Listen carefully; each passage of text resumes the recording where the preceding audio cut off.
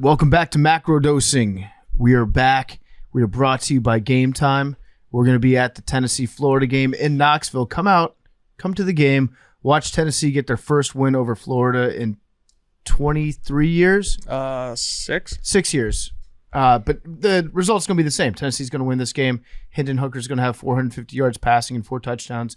Tyler Barron's going to have 3 sacks, a sack fumble, and a touchdown on defense. It's going to be great. That counts this time. They're not taking it off the board. If you want to see it live with us, come out, use Game Time. We use Game Time. We use Game Time when we're going to hockey games, baseball games. It's the best way to get last-minute deals on tickets to sports, concerts, and shows, and they guarantee the lowest price. I want to go to – so there's some NFL games that I've got circled this year. There's one, I think it's a Monday night game, the Commanders and the Giants. I think that's at MetLife. I want to go to that one. I want to go to Commanders at Bears. That's a Thursday night game. We're going to be going to a lot of football games this fall. If you want to come to football games, the best way to do it is with Game Time. It's the easiest user interface. It's so simple to buy tickets, and you can get the cheapest and the best deals at the last minute, and they guarantee that lowest price.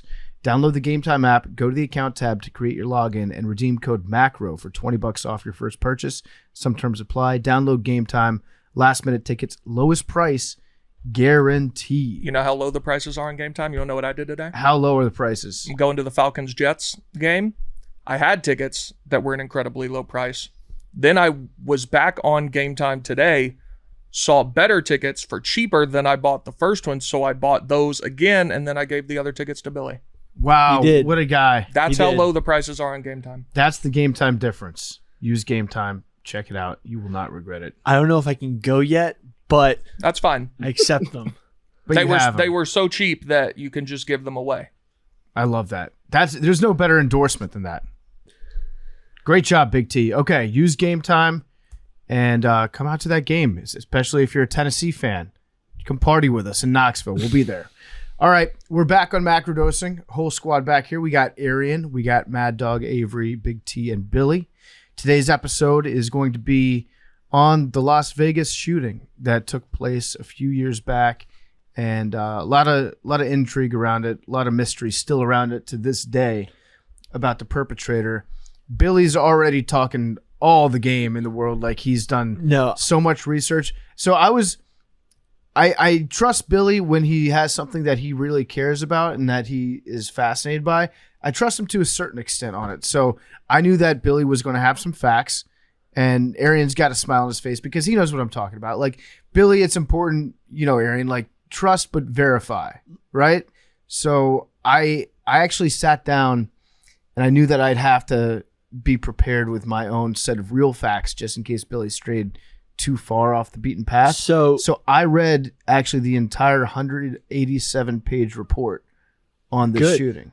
So did you really? I did, yeah. Well, I mean, there's some toxicology stuff that you don't have to read every single detail for because it's talking about the naturally occurring substances in your body, what percentage in the bloodstream, all that stuff was.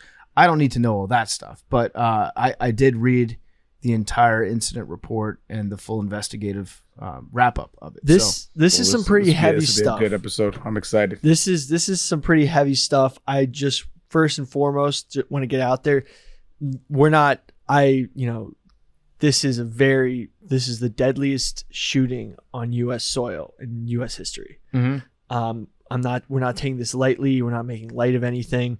People died. People were wounded. Countless of lives were affected, damaged, and irreversible damage. And just want to put that out there first. I don't want anyone to think that we're sort of playing around with this, but there's a lot there, a lot of questions that weren't answered. And, a lot of people out there still who were affected by this are still like, what the hell happened? Yeah. So we'll get into the actual shooting and the discussion a little bit. We are going to start the show off just by catching up and doing our normal stuff. I was about to say, that's weird. Y'all starting to show off on topic. What the fuck is going on? I think that there's like a significant amount of people out there that listen to this show that take bets on when we're going to start actually getting into the topic of the day. That'd be lit. I went in on it. I think if you were to say our average, I think it's probably like an hour and 2 minutes or hour 3 minutes. I would take the over on that. Maybe, yeah. Yeah, you probably would be a fun bet to get in on, like on some What's it called when you insider trading type shit? Yeah, insider trading. I don't know if I can talk about insider trading as a Penn Entertainment employee now that they purchased 100% of the. No, it's funny. Like a lot of people were hitting me up last weekend because Penn did complete their purchase of Barstool Sports last week. I think last Thursday. It was a little earlier than was projected, but it was a buyer's market. No, it was like essentially the same thing that we had known for the last 2 years when the report first came out that they were going to buy the company. So they bought the company, or they bought, what was it, like 33% of the shares or like 40% of the shares a couple years ago. January 2020, I think is when it was. Cheernan Group made out like bandits. They did. And the deal was they were always going to buy 100% unless something just out of this world happened. So this was always planned and nothing's going to change. So it's the exact same deal that we've always had where we just, no one from Penn is telling us what to talk about on this podcast. But we're here. We're back. It was a big weekend for everybody. Had a great weekend down at the beach. Had some friends come and visit. Jake came down to visit. Billy did not come down to visit because he wasn't invited. But Billy, I would like to say that you are invited to come down to the Shore House this weekend. I think Mad Dog's going to come down. I think Avery's going to come down at least for a day. Arian, you cannot, correct? I do not believe I can make it. And Big T has not announced his intention. Maybe. Out of town this weekend. It's a maybe from Arian. Okay. I like that. And Billy? I'm a 90% yes. Okay. It's probably a no. No, I need to come this time because I've been all of last year. I was like, I'm going to come, never made it. And then after don't come. You were playing hard. Don't come. You were playing hard to get last week. So I'm going to come. No, I'm gonna come. I'm gonna come. All right, so everyone's invited down if you want to come down. I can bring my dog, right? No. Oh. Yeah, if I go, no dogs allowed, bro. You knew the answer to that question. That was you trying to get out of coming. I thought you said you could come. We can't do dogs. Okay. The person that we're renting the house from is no dogs. Last year, dogs. Shout out to that guy. Shout out to that guy. Just have Mince watch him. No. There you go. Mince has it. Mince has it all taken care of. Mince is a dog. He's got that dog in him. So right off the bat for today's show, want to say a quick announcement. Dr. Fauci is retiring. He's going on a retirement tour for the next couple weeks. It's going to be like Coach K last year. And he's out the game in December. I think he comes back big with monkeypox. You think this is a fake retirement? Yeah, he's going to pull a Jordan? This is like a boxing retirement. There's always a new wave to ride. Dr. Fauci is going to go. He's going to leave the game for a couple years, play minor league baseball, work on his first pitch, and then come back and take out monkeypox for us. So it's going to get really interesting though when he does step down, who they're going to have replace him, because Fauci was like by and large not a political guy, and he he had been working for all these different administrations over the last 30 years or whatever, however long it was. So he worked under Republicans and Democrats, but now the person that's going to be tasked with replacing him, you better believe that they're going to turn it into like a partisan thing. Like Democrats are going to have their person that they want, Republicans are going to have their person that they want. So it's going to get really annoying over the next couple months. Yeah. I mean, whoever just pays the bills. Yeah. That's Dr. Oz. Get Dr. Oz in there. Liver King. Yeah, Liver King. We're going to appoint Liver King. Just everybody. I saw y'all try some liver. How was that shit? It sucked, man. I hated it. I hated it. It's so bad. Big Cat didn't mind it. I cannot stand the taste of liver. But, I mean, the thing with it, it's just like, you know how blood tastes like metallic? No, I actually don't know that. You don't know the taste of blood? Yeah, I know what you mean. Yeah, so blood tastes metallic. It's got iron in it, right? Yeah. So, I mean, basically, liver is just what filters out all of the excess nutrients in our bloodstream. Probably a little wrong on that, but basically it tastes like a lot of toxic waste in flesh form. Yeah. It's not great. It's not great at all. He also had like bull testicles. I had some testicles. Yeah? Yeah. How was that? It was actually decent. It didn't taste as strong as the liver. Definitely was more of like, how would I compare it to? I almost want to say not pork, but like A scallop almost. Okay. Yeah. Scallops aren't bad. Yeah. Like that sort of consistency. Taurine is actually derived from bull testicles. Taurus means bull in Latin, I want to say. Taurine is an active ingredient that is anti-anxiety. When mixed with a stimulant, can get pretty crazy. Active ingredient Red Bull. No free ads. It's also in C4. But interesting, way to absorb your vitamins. Okay. Well, I'm going to have some of my mushrooms right now. Your lion's mane? My line's made from Jake Plummer Yeah. and his mushroom farm. So, How's your arm? oh, thank you for asking, Mad Dog. I saw your brace. My so this is not even my real brace.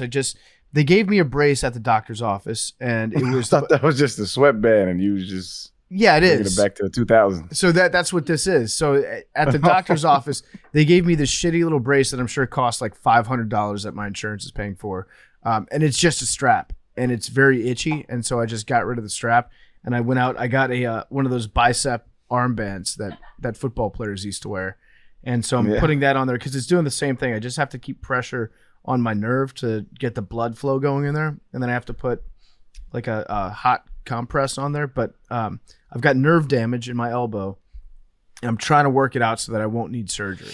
So I got my follow-up appointment in a couple weeks. Hopefully I don't need Tommy John surgery, or as I'm calling it, Papa John surgery.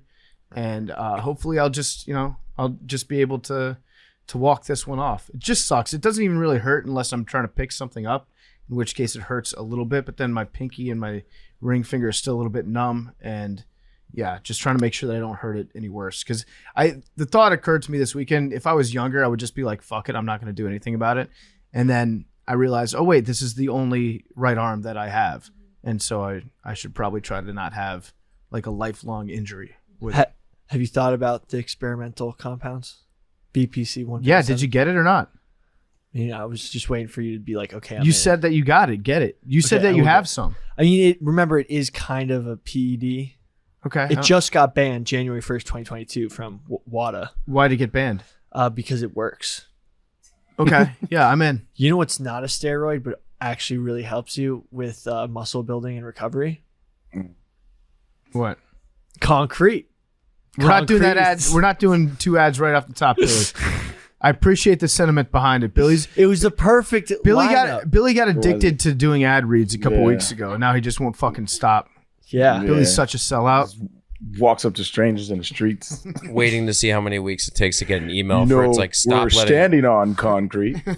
Yeah, it's gonna be like it's gonna be like stop letting Billy do the ad reads. We need PFT or Arian to do them. No, I appreciate Billy trying, but Billy, we're gonna hold off on that for a second. Yeah. So, sometimes, it makes me sad that you guys don't like me doing ad reads. Don't do it. Don't do it. And when I'm sad, no, we're stopping this. This needs to Yeah, stop. he's gotta I turn cut his to mic. We're stopping. Hey, you know what I Better did? help. Hey, you know what I did that was interesting this other weekend? I went to Banksyland. Have you heard of it? That was sick. No. I replied to your story. Yeah. So Banksyland, you know Banksy, the artist? Mm-hmm. So he's doing like this tour. He's doing this tour where like he takes a lot of his pieces and he just finds like some random spot in like cities all across the world, and he like displays his shit, and he has like super dope, like he's like a political artist. One of my favorite things he did though was he's like anti-capitalism. He's anti,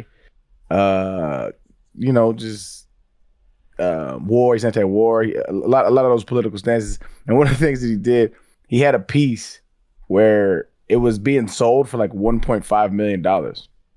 And he set it up like this, that when it finally sold, it was contained in this case.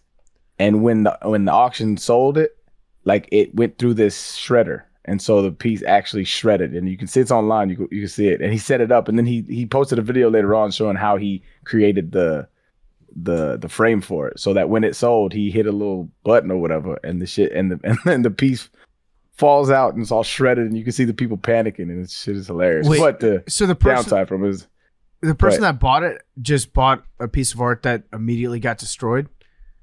well, yeah, right in front of everybody. But so his whole thing was like, yo, this is not what it's for. But the downside is like that shredded artwork is probably worth more now because of the act of shredding it was such a big news. Did he remotely shred it? Mm-hmm. So, because Just look at it. Just type in Yeah. Banksy shredder. It's he like doesn't. a minute or something. Yeah, he doesn't reveal his identity. Nah, nobody knows who he So, is. that's awesome. I went to go see Yeah. a Banksy. There was a big house that was turned into a Banksy exhibit over in Amsterdam when I went there a couple of years ago. And he hates Disney. He absolutely hates like Mickey Mouse. He puts Mickey Mouse in Yeah. all of his artwork. Like Mickey Mouse wearing a gas mask, Mickey Mouse getting eaten by a snake is one of them. I didn't mind the exhibit. I did, however, mind the fact that they didn't have any air conditioning in the exhibit. So it was just hot in there the entire time. Okay, so here's the video. They're selling it at Sotheby's auction. Did I pronounce that right? I think it's Sotheby's. Probably not. Auction service, and it's the girl with the heart balloon, and then the frame just immediately shreds it. Oh, there he is. Wow. And he secretly built the shredder into the frame. That's kind of cool. Yeah, it's pretty dope. Oh, so in case it was ever put up for auction. Wow. Now, do you think a guy like Banksy, do you think he's got bands? Do you think he's like made money? Probably, yeah, definitely. I mean, his shit is extremely valuable.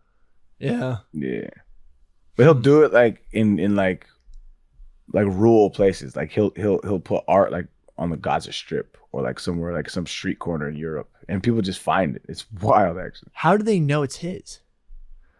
There's a lot of knockoffs, but I think I don't that I can't tell you. I don't know. I'm not that into it. I just know Yeah. he's a pretty dope artist with some dope messaging.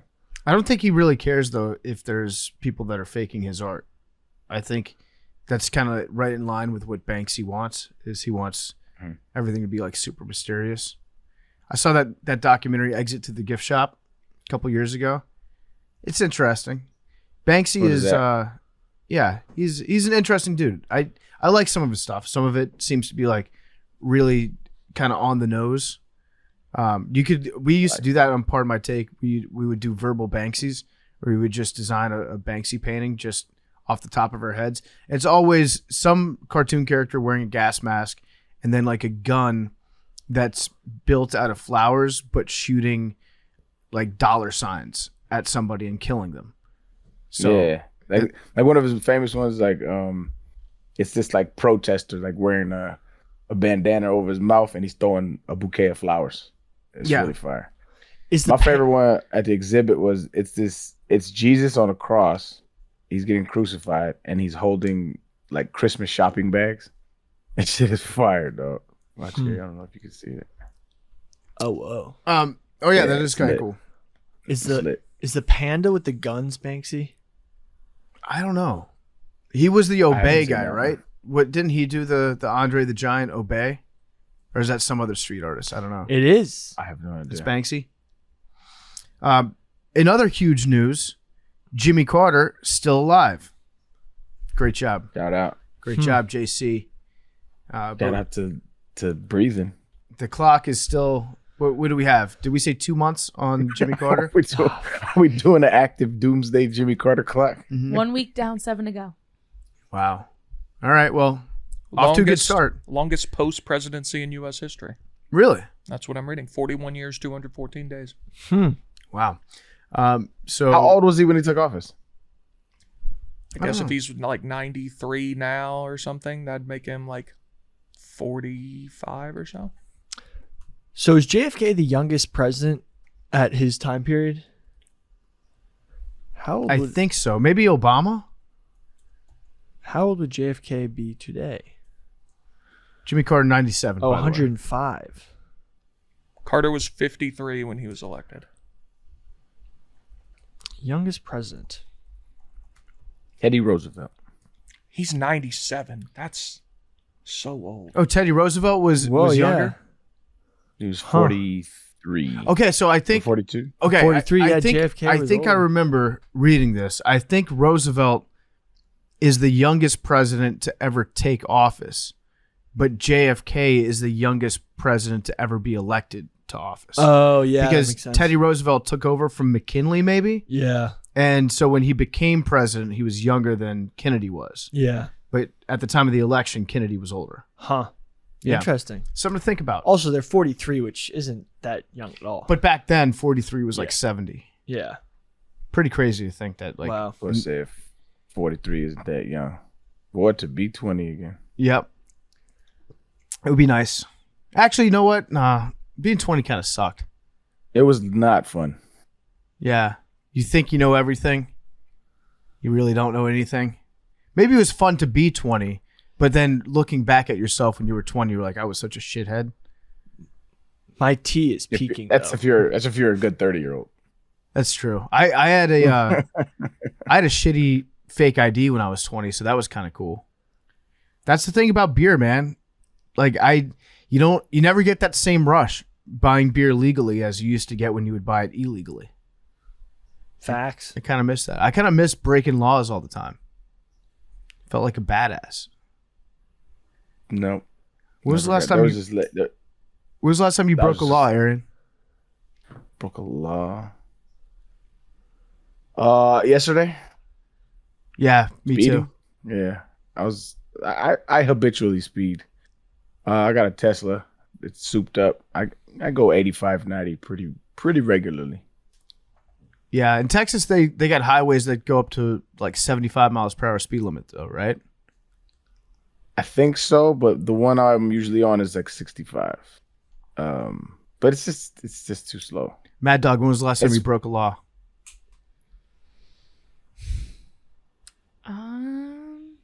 You jaywalked today? No, not yet. I don't have a car, so I don't drive anywhere to speed. So probably actually maybe the last time I drove a car. I don't do drugs. Shout out. Shout out not doing drugs. That's not doing drugs. That's the Shout out to lamest the DARE shout. program. Yeah. Oh shit. Yeah, probably like I drove a car like 2 weeks ago and I went like 90 on the freeway. It's pretty quick. So I'd say that probably. Avery? Yeah, speeding for sure. I didn't break the law yesterday. I broke the law on Saturday. Why? No comment. Okay.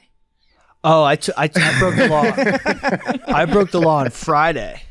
All right, really? Yeah, I took my dog on the train, and you're only supposed to have your dog on the train if he was in a bag. Yeah. So I carried him on the train in a duffel bag, and then when I was on the train, I realized that no one was really gonna come and check me, so I took my dog out of the bag. How big is this duffel bag that Whitey is in? It's a big duffel bag. Do you have like leg holes cut out of it?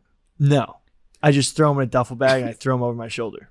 And is his head poking out, or is he just Yes. in there like a No, body? the head's poking out, and he's loving it. He's like, first time I'm getting carried since I was like 90 pounds ago. I thought about taking Leroy onto a train, but to do that, I think I would have to get 2 of those giant IKEA bags. You remember Yeah. those big ass IKEA bags? I would have to sew them together and then cut out 4 leg holes, and then it would be insane. Yeah. It'd be way more trouble than it's worth. Big T, when was the last time you broke a law? I jaywalk often, but I would also contend that this place is a lawless hellscape, so it's not really breaking the law. So I mean, the real breaking of the law is following the law. no, I mean, you just like every day on my way to work, I pass, guys doing crack cocaine on the street. So like, is me jaywalking really affecting this place? Y'all doing podcast by the trap house? I mean, all of 7th Avenue is the trap house. It is pretty bad. It's gotten bad. I'm thinking though it's not crack cocaine. I think you need to reevaluate that. I think it's mostly around 7th Avenue. My guess would be heroin. A lot of people Okay. nodding off, leaning over, that sort of thing. I would argue 6 1, half dozen of the other. Oh, they're but- very different drugs. okay. Heroin and crack cocaine. I'll take your cannot- word for it. Yeah. Speaking of heroin and crack cocaine, Fetty Wap just pleaded guilty to conspiracy to distribute and possess controlled substances. 5-year mandatory minimum, but his sentencing guidelines range starts at 7+ years. So Fetty Wap Damn. probably going to go to prison. He was selling crack. He was selling heroin. He was selling fentanyl, and he was selling cocaine. The big 4, the Mount Rushmore of drugs. You know what? That makes me like Trap Queen more. He was really about that shit. 1638. Yeah, I don't know 1738. Oh, sorry. I don't- 1738. I thought it was 16. why would Fetty Wap still be selling drugs. Because he had that one. He's kind of like a one-hit wonder. He dominated a summer. Yeah. And I think since then, I don't know if that's enough to make a whole living. What was the other one? Trap Queen. There was another one that was really big. He had two. It was numbers. Numbers? 1738. No, it was like 679. Oh I don't- yeah, I don't think so. that's Yeah. why I thought it was 16. In my way. Oh, Oh My yeah, way. but 679. Damn, you fine. Wonder. Oh, what yes. she'll I didn't know Yeah, that was the name Dominator. of that Man, song. he had Summer. some bangers though. But they were dog. all Them in like shits was- 2015. yeah, it was. Yeah. It was one summer. That was pretty dope summer. I was really into Fetty Wap back then. He's gonna go to prison. That was like junior year. Mm-hmm. I've been watching. I need to watch the Manti Te'o documentary. See, I've I've- got several things that I have to watch, but I recently just I watched it. Is it good? Cause like I was in the league when he was coming in, right? And so like I watched like the national championship game, like in the hotel before a game when we were vaguely aware of the story, but I just didn't care enough to look into it. And so like from the outside perception, it kind of made it seem like he was involved. Right. And this is just like vaguely involved, right? And that's what the documentary is all about. Kind of how the media was kind of irresponsible about it and making it seem like he was involved when it was just a naive kid from a small town that got catfished. Yeah. And so it made me feel really bad for him though, honestly, because you could tell he's still to this day harbors a lot of the like that shit on, like when you fuck with people online, like, and it becomes your identity and it was out of his control. It's just, it weighs on you. It's all like the memes, the jokes, and after years and years of that shit, you could tell it kind of broke his spirit, and he's doing the best he can to kind of combat it. But it's fucked up, and the dude, because she transitioned. So the catfish transitioned is now a trans woman living as a trans woman. And so she is fucked up. I ain't gonna lie. What she did was fucked up. Yeah. Really fucked up. I was gonna go watch it tonight, but then I was graced with Jets tickets, which I'm very happy for. Thank you, Big T. So tonight I want to watch it. you get to see Joe Flacco up live. I know. Hell yeah. The eliteness returns. But I think I'm going to watch it. I just fell into a trap where I restarted The Wire last week. And when you restart The Wire, it's like, okay, well, now the next month of my life is planned out. And so I've just been started. I've been I burnt still through haven't. that. Aaron, you got to watch The Wire. I know it. It's incredible. I know it. I just know it. Everybody says that. They say it's up there with like Game of Thrones and shit. So Yep. Anybody watch the Gotta new get Game on of it. Thrones? I did not watch that. It was I pretty good. heard it was fire though. It was pretty Because good. I follow some people on Twitter who don't like anything. They just shit on everything all the time. And they were like, yo, first episode was fire. Yeah, I enjoyed So it. it made me. That's what's great about following people that hate everything. Is they will not steer you wrong if they do like something. Because they like there are certain people out there that absolutely hate to like anything. They like it goes against every fiber of their being, because the second that you admit to liking something, then you kind of get soft on everybody, you know? Mhm. And it has to take a special piece of entertainment or art to break down those walls. So I like that recommendation. There's no higher recommendation in my book than if like the world's biggest hater just absolutely loves your shit. So I'll have to watch it. I was saying yesterday that I would love the new Game of Thrones if it was just Top Gun but with dragons instead of planes. That would be sick too. They go to like I dragon think I'm flying going school. on 7 times seeing that shit. I can't wait till it comes out. Arian, when you were in the league and Manti Te'o was coming up, did you Is ever? this an ad read? Is this a No, segue it's to an not. ad I mean, read? this is a pertinent question. I am This gun is shy good too with Billy whenever he journalism. starts talking. Okay, It's I like, know. promise. I Yeah. promise not to do any ad reads for the rest of the show. Okay. Okay. So that's a promise. My word. Thank you. Don't say Thank you. promises you can't keep. Are you okay? So my question: when you're in the league, when Manti Te'o was in the league, did you ever hear stories of players, trash talking him about the situation on the field? Because it would be pretty easy to, like run over Manti Te'o and be like, "Oh, you see your girlfriend now," or anything such like that.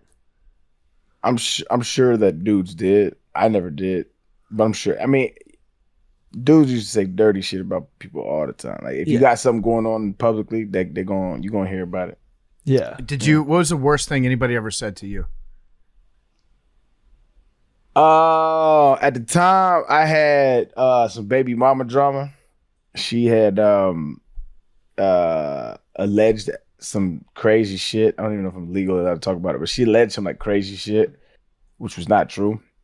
But like she was real messy with it and was like all over TMZ and shit.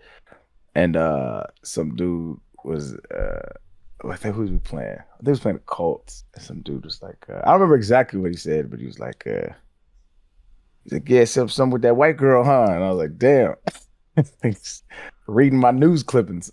Yeah, somebody like did research the night before instead of watching a film. I was like, that's flattering at least. Yeah. I would have knocked you out and been like, yeah, that's right, you atheist. Where's Jesus now? Where's Jesus now?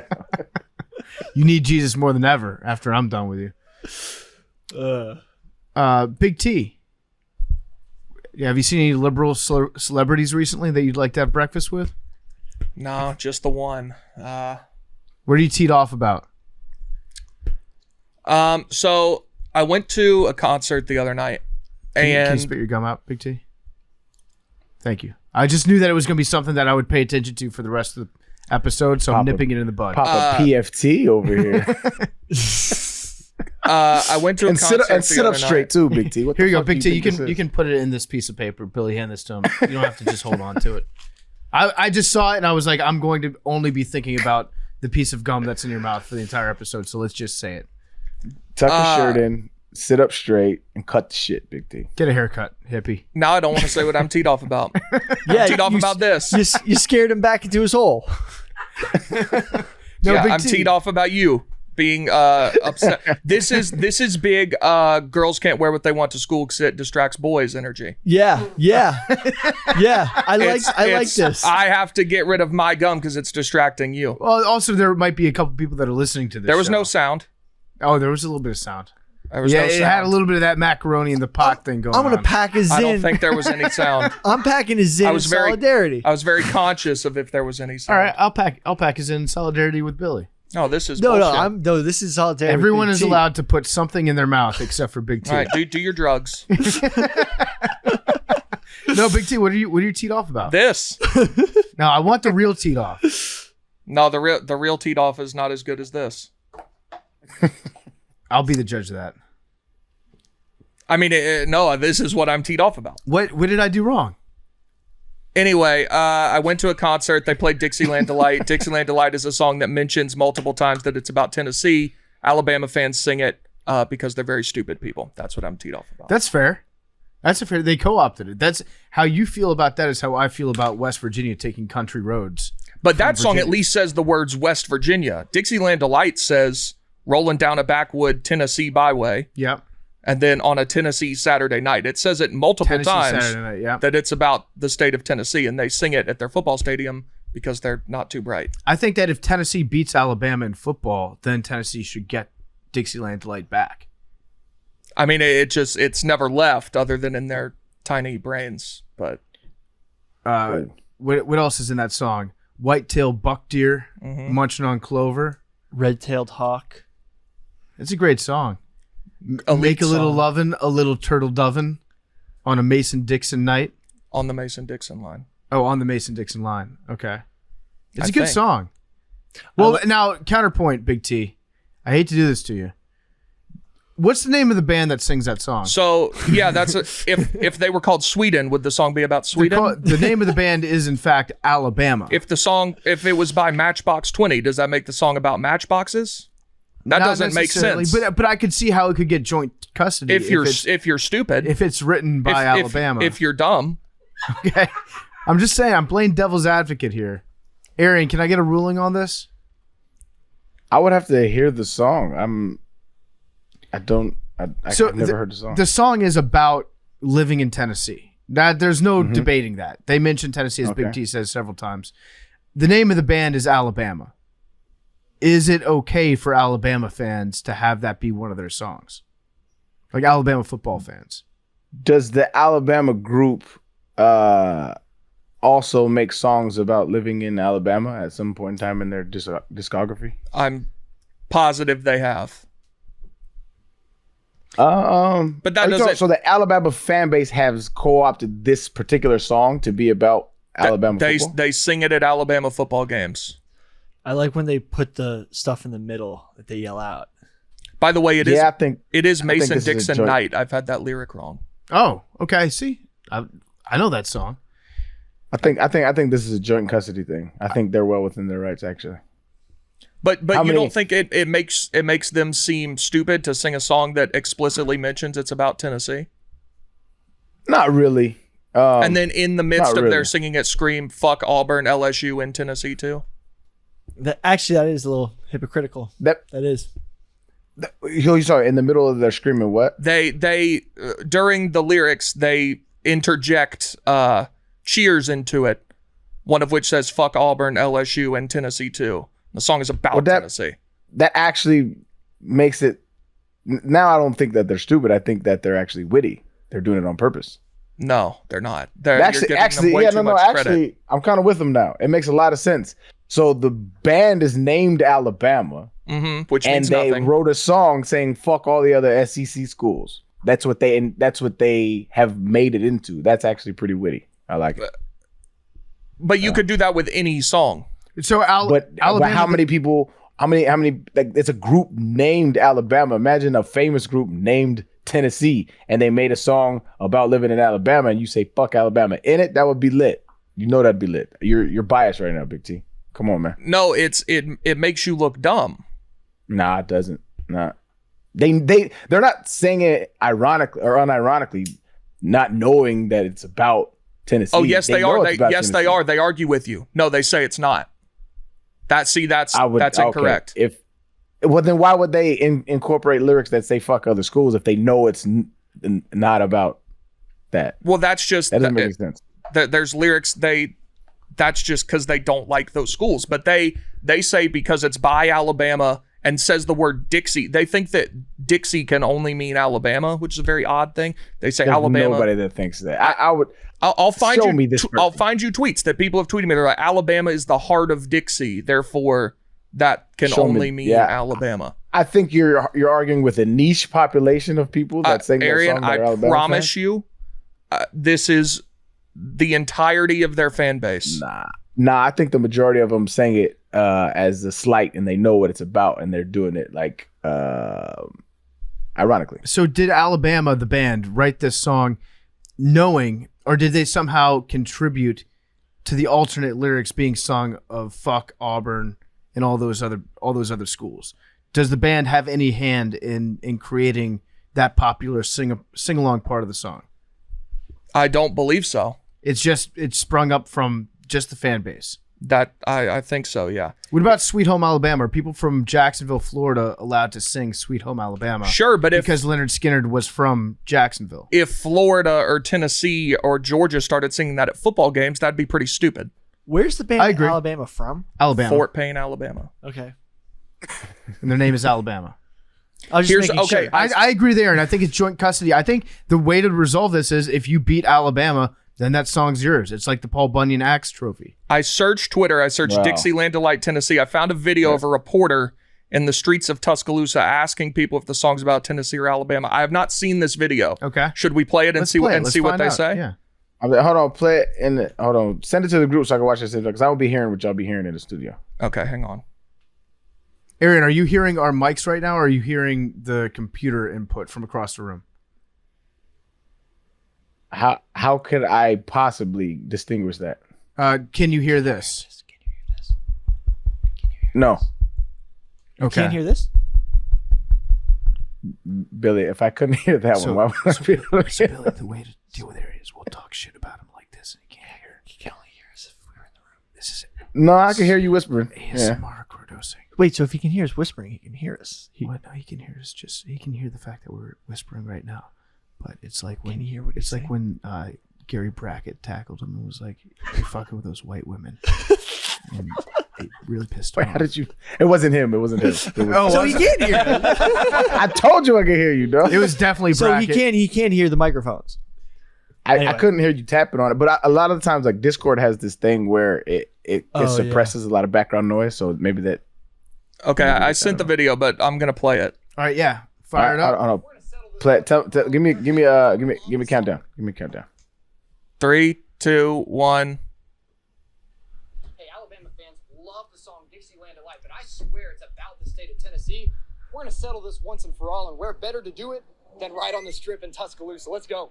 Do you know the song Dixieland Delight? Oh, I love that song. Do you really? Is that Mad You Dog? know the words to it. Of course. You've heard of it, right? Sound like Mad Dog when somebody had Harry Styles on. Sing a word to it. How many times in the song is the word Tennessee mentioned? 4 times. Rolling down a backwoods. Tennessee byway. So it's about Alabama, right? The song is?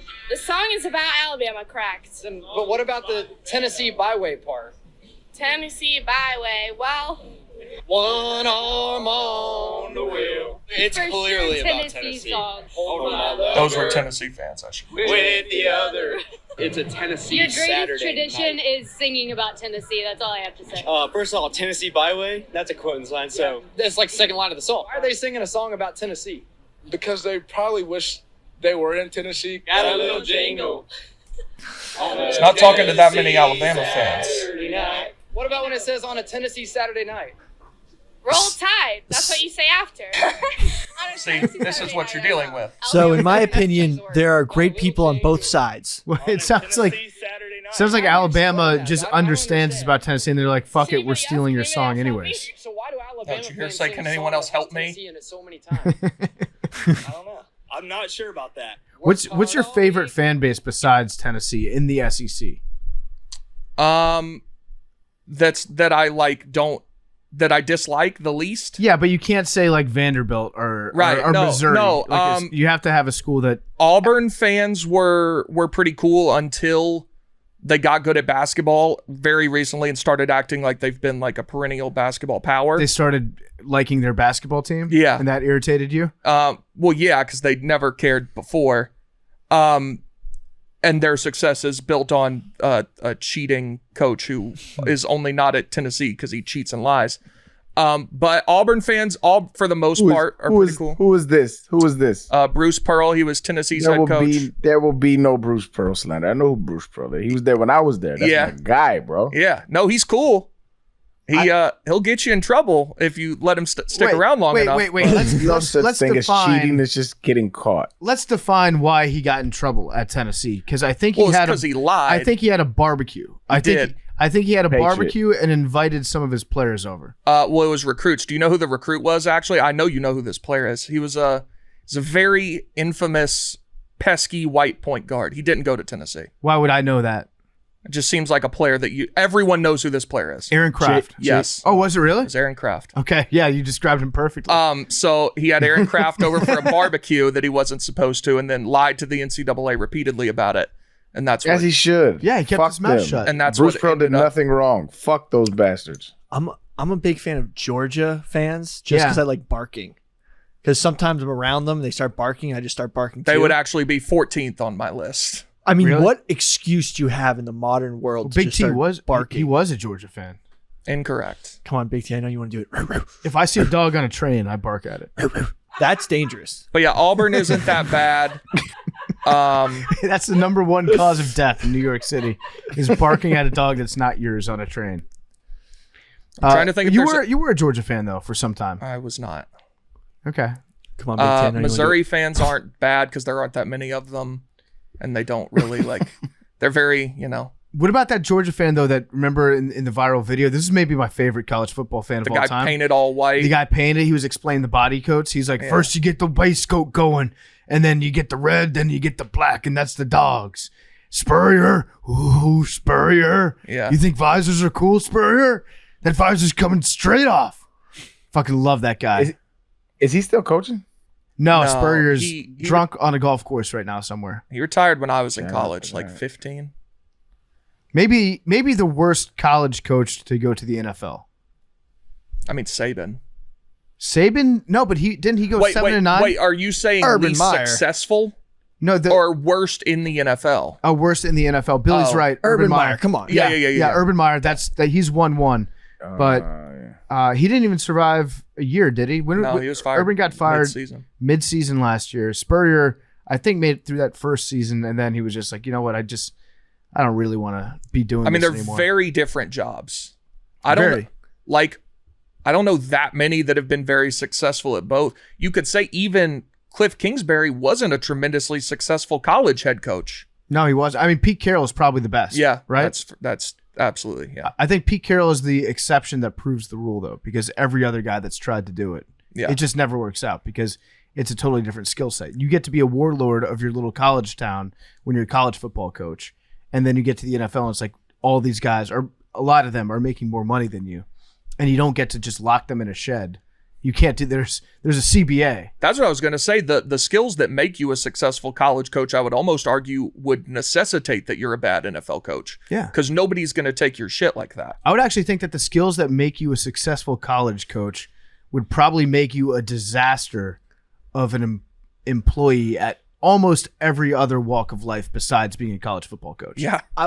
From my experience, I feel like a lot of being what a college coach is controlling populations of young men. Yeah. And just like making sure 18-year-olds don't act like 18-year-olds and perform to rigorous work schedules. I mean, Arian probably can talk to it way more, but I feel like that doesn't really bode too well in the NFL. Yeah. They all think that they're in the military.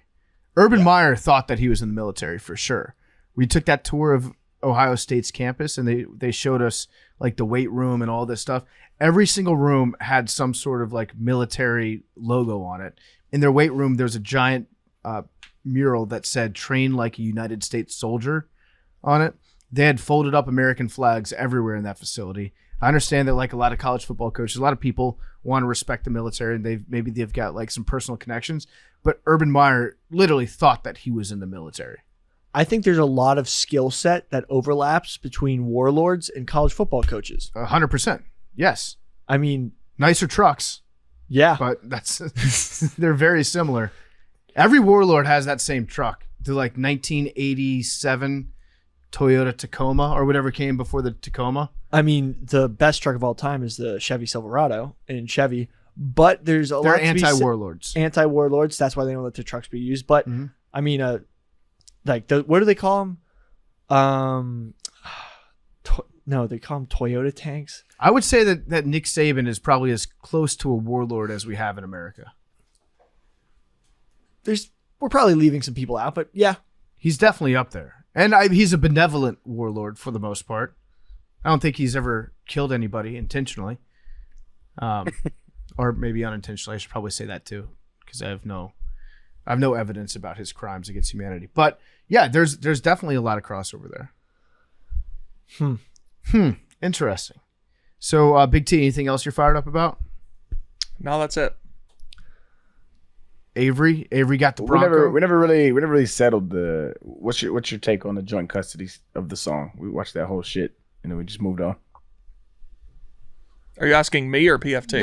No, PFT. I already know your take. No, I say joint custody. I think that it seems to me like it was written about Tennessee. That much is clear. The song is about Tennessee, but it was created by a band that stands Alabama so much that they named their entire band after the state. So the fact that they've been so much better than you guys recently, and that the fan base of Alabama has just taken that song, that's kind of a power move on their part. So I think that's what I'm saying. I award it joint custody. So weekdays, it's property of Tennessee. And then on Saturdays, on college football Saturdays, it belongs to Alabama until such time that you beat Alabama. Songwriter Ronnie Rogers, who previously had hits with Ed Bruce, Dave Dudley, Tanya Tucker, and others, recalled to country music journalist Tom Rowland that the idea for Dixieland Delight came to him when he was driving down Highway 11W, a road in Rutledge, Tennessee. The song's first line, rolling down a backwoods Tennessee byway, soon led to an image of the main character's other arm wrapped around his girlfriend, and with a long hard work week, yada yada. But yeah, Rutledge, Tennessee. Okay, that's what the song's about. Rutledge, Tennessee. We all know that's in Granger County. I don't need to be telling you guys that. Big T, you already knew that. It is actually in northeast Tennessee. Near what the nearest prominent city would be Knoxville, Tennessee. It's actually, it's northeast of Knoxville. So It's way closer to Kentucky. It's closest to Virginia. I'd like Virginia to make a run at Dixieland Delight. Yeah, let's just let if Alabama can use it, then sure, anybody. Who gives a shit? I think Virginia has a stronger case to Dixieland Delight than, I mean, if you want to talk about Dixie, the capital of the Confederacy, what state was that in? It was Richmond, Virginia. It's Richmond, Virginia. I feel like Virginia has some claim to Dixieland Delight. What? Seems problematic. Why? I mean, I don't think that the South is just defined by that. That's what Dixie means, though. Yeah, so why are we glorifying it? We're not. I'm just saying facts. Problematic. I don't think it's problematic. I don't think this line of discussion is problematic. I do think that, like, obviously referring to Dixie and like taking enormous pride in being Dixie, that leads you down a windy path at times. But Dixieland Delight, the song, is what we're talking about. Who gets custody over this song? Dennis Rodman's going to Russia. Yes, he is. That's a good transition, Bill. Trying to get Brittany Griner out. Will he able to do it? I'm gonna go out on a limb and say no. That'll be fire. You know what I did see? Dennis Rodman should just honestly take one for the team and just like go over, meet with Putin and just kill Putin. Sacrifice himself. Like Rodman has the opportunity to become the closest to a Christ figure in American history as we've ever gotten. If he just goes over there, kills Putin, gets taken out. Like we should, if Dennis Rodman kills Putin in hand-to-hand combat during a diplomacy meeting, we should put Dennis Rodman on a bill. What number was he? 91? He was anything that made out to the number 10. So he was the number 10. He was number 91. He was 73. Oh, don't we have a lot of? Who's on the $10 bill? Is it Andrew? No, Hamilton. Hamilton. Yeah, we should put. Why does I've never looked into this? Why does Dennis Rodman have political power at all? Like, he was super close to Kim Jong-un. Like, how did that happen? Because he's a huge fan of the Bulls. Yeah, Kim Jong-un, he went to some Western schools. He went to college in Europe for a while, and he was a huge NBA fan and a big basketball fan. So he loved those 90s Chicago Bulls. So he looked up to Dennis Rodman as being like a hero of his. And word got back to Dennis Rodman about it, and he decided that he would just take it upon himself to go over and visit. It's like Dennis Rodman and Steven Seagal are two guys that have just found themselves immersed in international politics. But Steven Seagal, I actually think is like he's a Russian agent. Well, crazy thing I was looking into, Russia's having some really hard times recruiting for their army and their war. They're not getting any 5 stars? Right. So what they're doing is they're allowing any you should have a barbecue. inmate, any criminal can get freedom by enlisting in the army. Crazy thing I thought of, because my brain's weird. I was like, whoa, Brittany Griner, fastest way to freedom, enlisting in the Russian army. That would make for a hell of a movie. Yeah. So, I don't know. Probably wouldn't happen. Hope she gets out soon. Probably not. But it probably wouldn't happen. I do hope that she gets out soon. It's kind of ridiculous that would she get like 9 years, but they had to sentence her for a long prison term. That way they make her value. They increase her trade value, so they get more back from it. Andrew Tate, deplatforms. Great day to be a woman. What'd he do? Well, what didn't he do? Exist. I hear you, Maddie. What'd he do? He had to do something, right? I think it was just everything he was saying violated terms of service. But they got him off everything pretty quickly. Got him off Instagram, Facebook, got him off TikTok and Twitter. He was already banned off Twitter. The thing is, he is not allowed to own accounts, but other people make accounts for him. Yeah, I'm not sure how they're going to get rid of his like pyramid scheme buddies who get half of. He'll be around. Well, that's the whole thing too. Is like all of the TikTok stuff, which is like at least where I saw him first, is it's not him posting. It's other people posting his clips. So it's like, can you really ban all of him? Right. But I posted, it was crazy though. I posted a clip of us talking about Andrew Tate last week. It got like actually 100 views on TikTok, and everything else gets, a couple thousand. It got 100 views because it was talking about Andrew Tate. And I was like, that is quite interesting. That is interesting. He doesn't move the needle anymore? Okay, let's move on. So next question. So when I post that video of Alex Jones being like, listen to me, you piece of shit, you son of a bitch, you asshole, you fucking whatever else he says. Dickhead. I'll beat your ass, you dickhead. That one, am I allowed to post that one on Twitter? So, okay, here's the thing is what I've noticed is you're allowed to post it. Well, Twitter's different because it's not as much algorithm based. You're allowed to post it. It won't be like amplified in the algorithm. It'll be suppressed. Okay.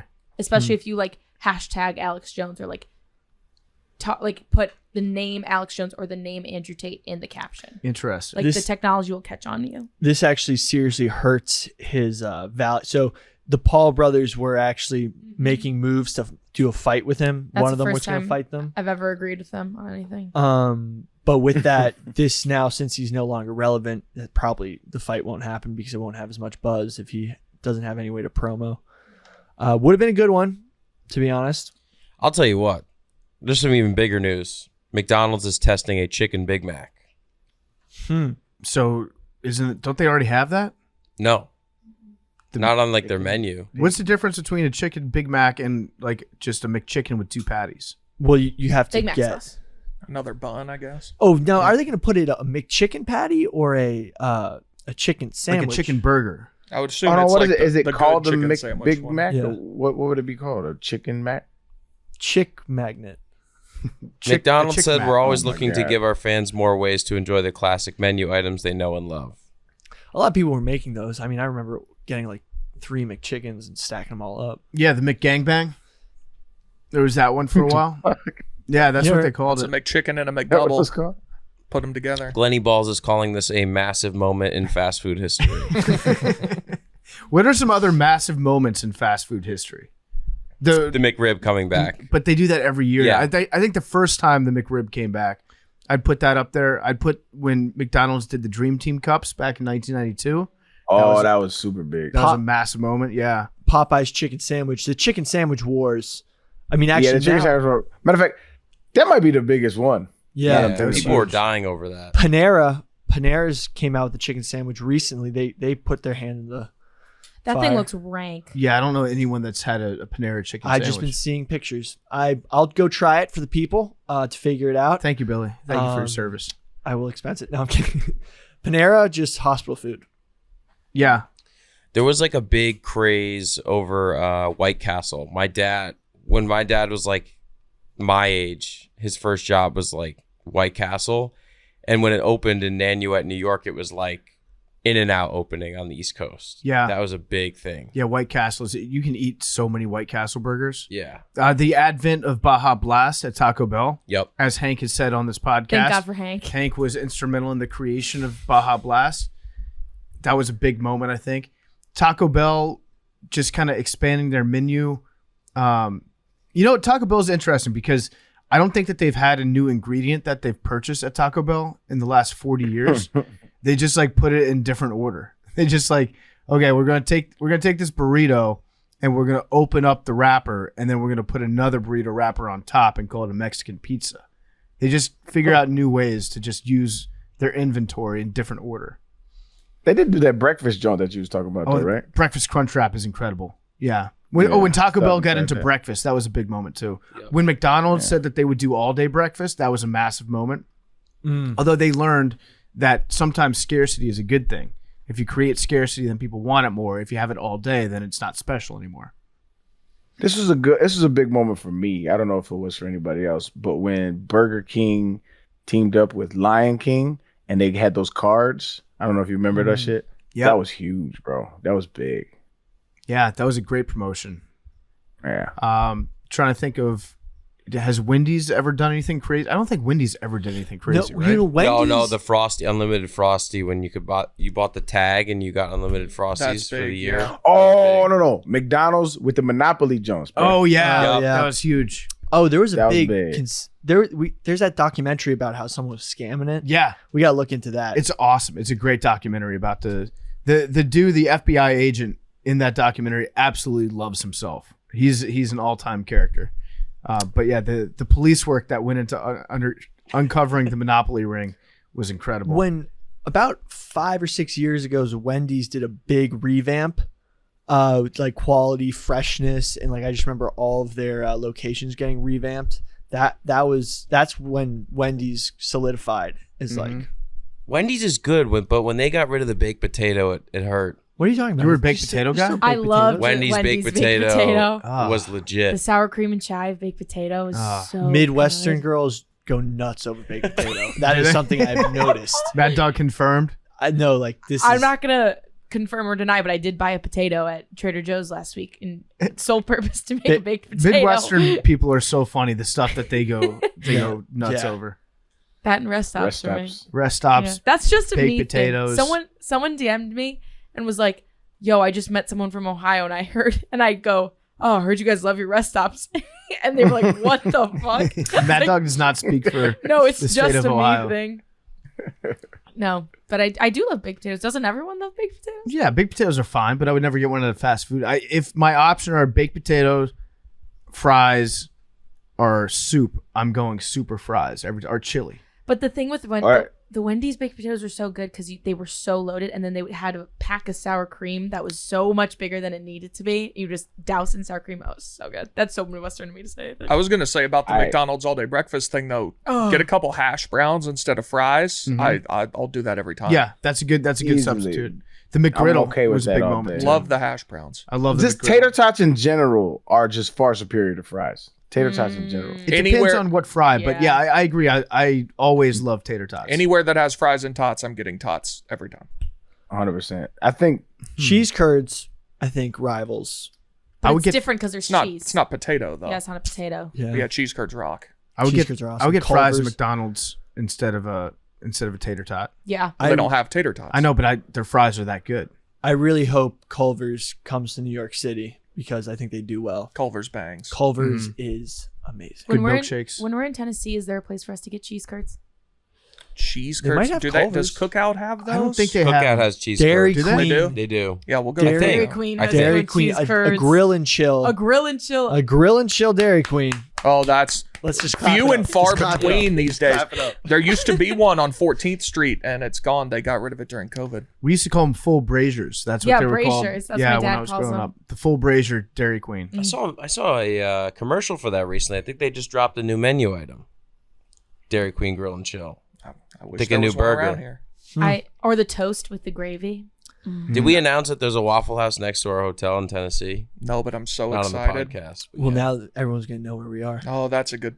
Yeah, nobody that'll cares. really narrow Nobody it down. cares. That does not The narrow hotel it down. with Yeah, the Waffle House nearby. In Knoxville, there's probably 10 of those. Yeah, that's the old joke. You know what La Quinta means in Spanish? Across from Denny's. They said it means free You know- Wi-Fi. Oh, really? That was one of their ad To go- campaigns. La Quinta means free Wi-Fi. that's funny. To go back to the fast food shit real quick. You know what I've came around on? Because I always thought In-N-Out was the best burger. My new number one is Shake Shack. Oh, I was really hoping Shake, you Shake Shack's burger is unreal. Dog. It is good. And I've conceded. I've let it go. Shake Shack's burger is I was better. hoping you were going to say Five Guys. Five It's Guys. okay. It's not bad. It's okay. Here's my take on Five Guys, In-N-Out, and Shake Shack. They're all good. They're all different burgers, but they're all good. I'm not one of those guys that's like, oh, Five Guys sucks. You know, Five Guys might cost a little bit more Yeah, you sometimes. should rent a boat if you're going to Five Guys, but yeah, it's delicious. Five Guys is good. In-N-Out is good. And Shake Shack is also good. That's my hot take on fast food. But yeah, Andrew Yang of fast food. is that what he? Oh yeah, just get a little something for everybody. My political opinions are what will make the fewest amount of people mad. Exactly. I'm actually surprised that he didn't get elected mayor of New York. Are you serious? Yeah, He won't take a stance on anything. Did you What did do you mean? hear what his favorite subway stop was? Times Square. Yeah. Yeah, In Arguably. fairness, that's a very weird question. yeah. It's none. The answer is I don't And like any. yeah, I don't. If someone asked me that, I'd be like, I don't fucking know. Like that's No, such a the- weird question. I have Look, one. the right answer is the new World Trade Center. That's what I was gonna say. Yeah, it is. That one is Street nice. It's like a It's- mall. Yeah, I mean, it just around it. Maybe it's more of the mall, but like the way it's built into New Jersey transport, I honestly, that's an amazing place. That's the one that has the obelisk in it, and it is actually a shopping mall, right? Yes. Yeah, that and it. Or is it the Fulton Street one right Feels- next to it? feels like the So future. nice. Feels like the There's an future. Auntie Anne's in it. I'm like, whoa, this is the future. Mm-hmm. I've like urban planning. Future. Urban planning. Shout out. Okay, yeah, I can get behind that. It's a very nice stop, but it's my problem with it. It's too big. It is hard That to is find where true. you're going. I will say that. I've gotten lost in there before. Once you figure it out, though.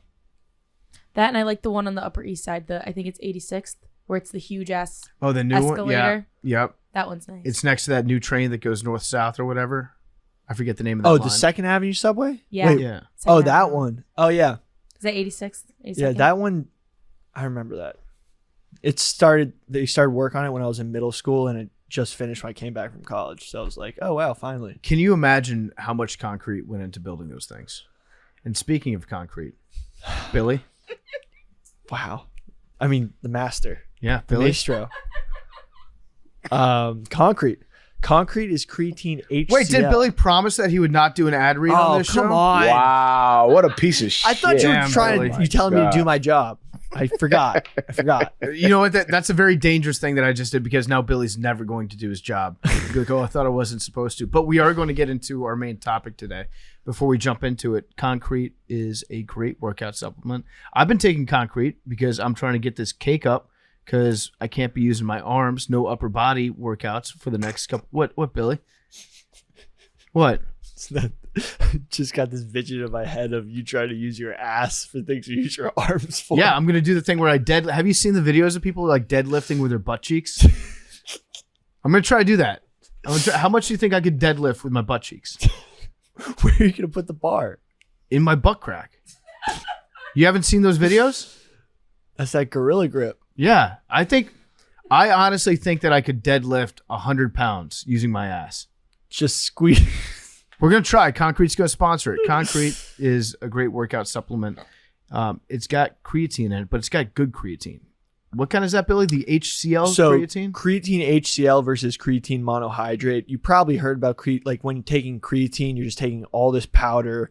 You have to drink all this water. That's creatine monohydrate. Creatine HCl is much more bioavailable creatine. I take it. I've been actually taking it every day. Been seeing some great strength gains and more recovery and soreness has been way down on creatine HCl. It's much easier on your digestive system. You're not going to have a lot of the, personally what I've experienced is you're not going to have a lot of the digestive issues that creatine monohydrate gave you, and you're not going to have as much of that bloating, water retention, which caused a lot of the dehydration and water consumption. Straight up. Do. First time I took creatine, I just crapped everywhere. I just couldn't stop crapping. It was a big mistake. That was with the bad creatine. That was with monohydrate. Concrete uses better creatine, the HCl that Billy was talking about, the bioavailable creatine. A lot of people think that creatine is just used to bulk up, but creatine helps with lean muscle gains, increased strength, endurance, and fitness. Creatine is present in various foods because your body needs more than it makes, but I'm supplementing with concrete creatine. It's the #1 bioavailable creatine, 70% greater plasma uptake than standard creatine monohydrate. So it's way more efficient. It's the only microdosing creatine. You just take one tiny little scoop, and it tastes great, by the way, per 100 pounds of body weight. Creatine is absolutely required for functional energy in every cell of your body. Your muscles need creatine to perform optimally and grow stronger. And your brain uses about 20% of the creatine in your body just to think. I'm getting back into shape for XFL tryouts. I'm trying to get back up to a 50-yard field goal. That's my goal, to kick a 50-yard field goal by the time we're in Knoxville, Tennessee. What do you think about that goal, Big T? Love it. You think I can do it? I mean, yeah, you were hitting from 45. I hit a 45-yarder, and it had yards to spare on it. I just need to get Are we still having our kickoff? Yeah, absolutely. Me and Arian going to go head-to-head. You're going to do your standard straight-ahead toe poke way. I'm going to do my soccer style. We're going to see who's a more efficient field goal kicker. I'm going to be training. I've already started by training. I did squats today. I'm going to start deadlifting using my butt cheeks, and concrete is going to get me over that hump. Register now at concrete.com/podcast. That's concrete.com/podcast to receive free membership to Planet Fitness for an entire year, plus a $500 Walmart Visa gift card, available now online and in-store at Walmart. Concrete is truly life-changing and performance-enhancing. Yeah, we're going to be doing a little kickoff there. Arian said that my kicking technique was cheeks, though, the other day online, so that was messed up, Arian. Well, no, I didn't say your technique was. The kick was. The kick was cheeks. I'll admit that. It was the gif that we put up there. It's just because you're caked Fucking up. ratioed you. You did, Fucking ratio. Fucking burn. You absolutely. I think you had like twice as many likes on your tweet as I had on mine. Hey, it's just a rare internet event when PFT gets ratioed, man. It just doesn't happen much. I mean, it was a good clapback on your part. I admit, like, there's nothing I could say. It was a bad kick. Anybody that saw that knew it was a bad kick. You called it out. It was cheeks. It was absolute cheeks. But I also noticed that you didn't comment on any of my made field goal kicks. Why would I do that? Why would I compliment your accomplishments? It's the internet. We don't do that here. You're one of those haters. If Arian ever actually compliments something, you know that it's good. That's facts. If ever online giving you kudos, that shit was amazing. Did you give Big T kudos online when he sang your song last week? I gave him the little hands emojis. And you retweeted it. Yeah. And I retweeted it. So Big T was a little bit embarrassed about that. I wasn't embarrassed. I was mad. Yeah, you were mad because we put out a clip that of I retweeted it? No, he's mad. No, just mad that it existed. He was mad that we made a clip of it, but he didn't understand that it was good and we were happy and we were trying to promote it, and it was a genuine feel good moment, and people love to see Big T when he's singing and rapping. Like, you did a good job. There was nothing negative about it. Bro, I can show you at least 5, 6 people that reached out to me. It's like, hey man, Big T got me blocked, man, but let him know he did a hell of a job on your song. I appreciate those people then. There you go. So are you no longer mad about that? I don't know. It's just weird. I think you were a little embarrassed that your pipes came out to play and people saw Big T being able to carry a tune. I don't know. It was good though. It was a genuine feel good moment. Made me smile so very widely when I was watching you do that. So I'm glad I could bring a smile to your face. Yeah. And we're going to be doing Barstool karaoke again on Thursday's Nanodosing. So Big T, you don't have to have your name in the hat this time. Good. The giant hat. It'll be somebody else, and we'll do a song. And little housekeeping note here. Coming up during football season, this is something I've been thinking about. I think I've talked to most of you guys about this before. I don't know if I said it to everyone just yet. I think that we should do the longer episodes, the full macrodosing shows. I think they should come out on Thursdays, and then Tuesday will be nanodosing. And here's why. Because oh shit. Yeah, because people are going to be pressed about that. Do you think so? Yeah, I think we should ask them. Yeah, well, all of our platforms just be like, weigh in. What you think? My whole thing is that Sundays, I work all day Sunday. We usually tape very late into the night after the football games are over. So I'm usually not out of there until 2:30 in the morning, something like that. Usually not asleep until after 3. And then I'd have to wake up and do a lot of research for whatever that topic would be for the macrodosing that we record on Mondays. I don't think that the quality would be as good if we did the long episodes during football season. That was pretty tough for me last year. I think it would be better if we just did the long episodes that would tape on Wednesday and come out on Thursday. And then Tuesday's episode would be the nanodosing. It'd be like an hour. And it would be nice because we'll be able to announce the topic on the Tuesday and get a lot more user input. Yeah. Because honestly, one of the most frustrating things is when we do a topic and then we get so much outpour of more information about the topic. And I think it's going to make for a lot better, longer episodes. Yeah. So I think it would be, it'd be beneficial on all accounts if that's how we did it. So I'm going to say that's what we'll do unless everyone absolutely hates the idea. Maybe if we could even put out the idea online and see what the reaction to that is going to be. But I really do think that it'll be better for the show if that's how we format it during football season. I think it'll also be better for don't package it like it's better for the show. It's just convenient for your sleep, man. I think it's better for like your physical and mental health. But it's both. Arian, you're right. It is better for my sleep. 100%. It's kind of selfish, but at the same time, I think that it would impact the show in a better way if we moved it during football season. Maybe kept it that way even after. I don't know. I'm just thinking the main driver behind it. I'm ready to rock. I'm ready to rock for PFT's mental health. I'm a warrior for mental health. Thank you. If the numbers aren't good, if they come out on the same days, it's not like anything would be changing. It's just a switcheroo. Yeah, just a switcheroo. Yeah. And then you can kind of be delusional when we record on Mondays and be sleep deprived and just kind of say random shit. Yeah. See what sticks. Yeah. That's what we're going for right now. So unless people object strongly to it, I think that's what we're going to be doing. And thank you for rocking for my mental health, Arian. I appreciate it. I'll rock for your mental health too. Bet. Then when I see you, make sure I have a bottle of Camus. Camus, you got it. One Yeah. bottle of Camus coming right up. So, without further ado, you want to get into today's topic? Yeah. The Las Vegas It's, shooting. it's heavy.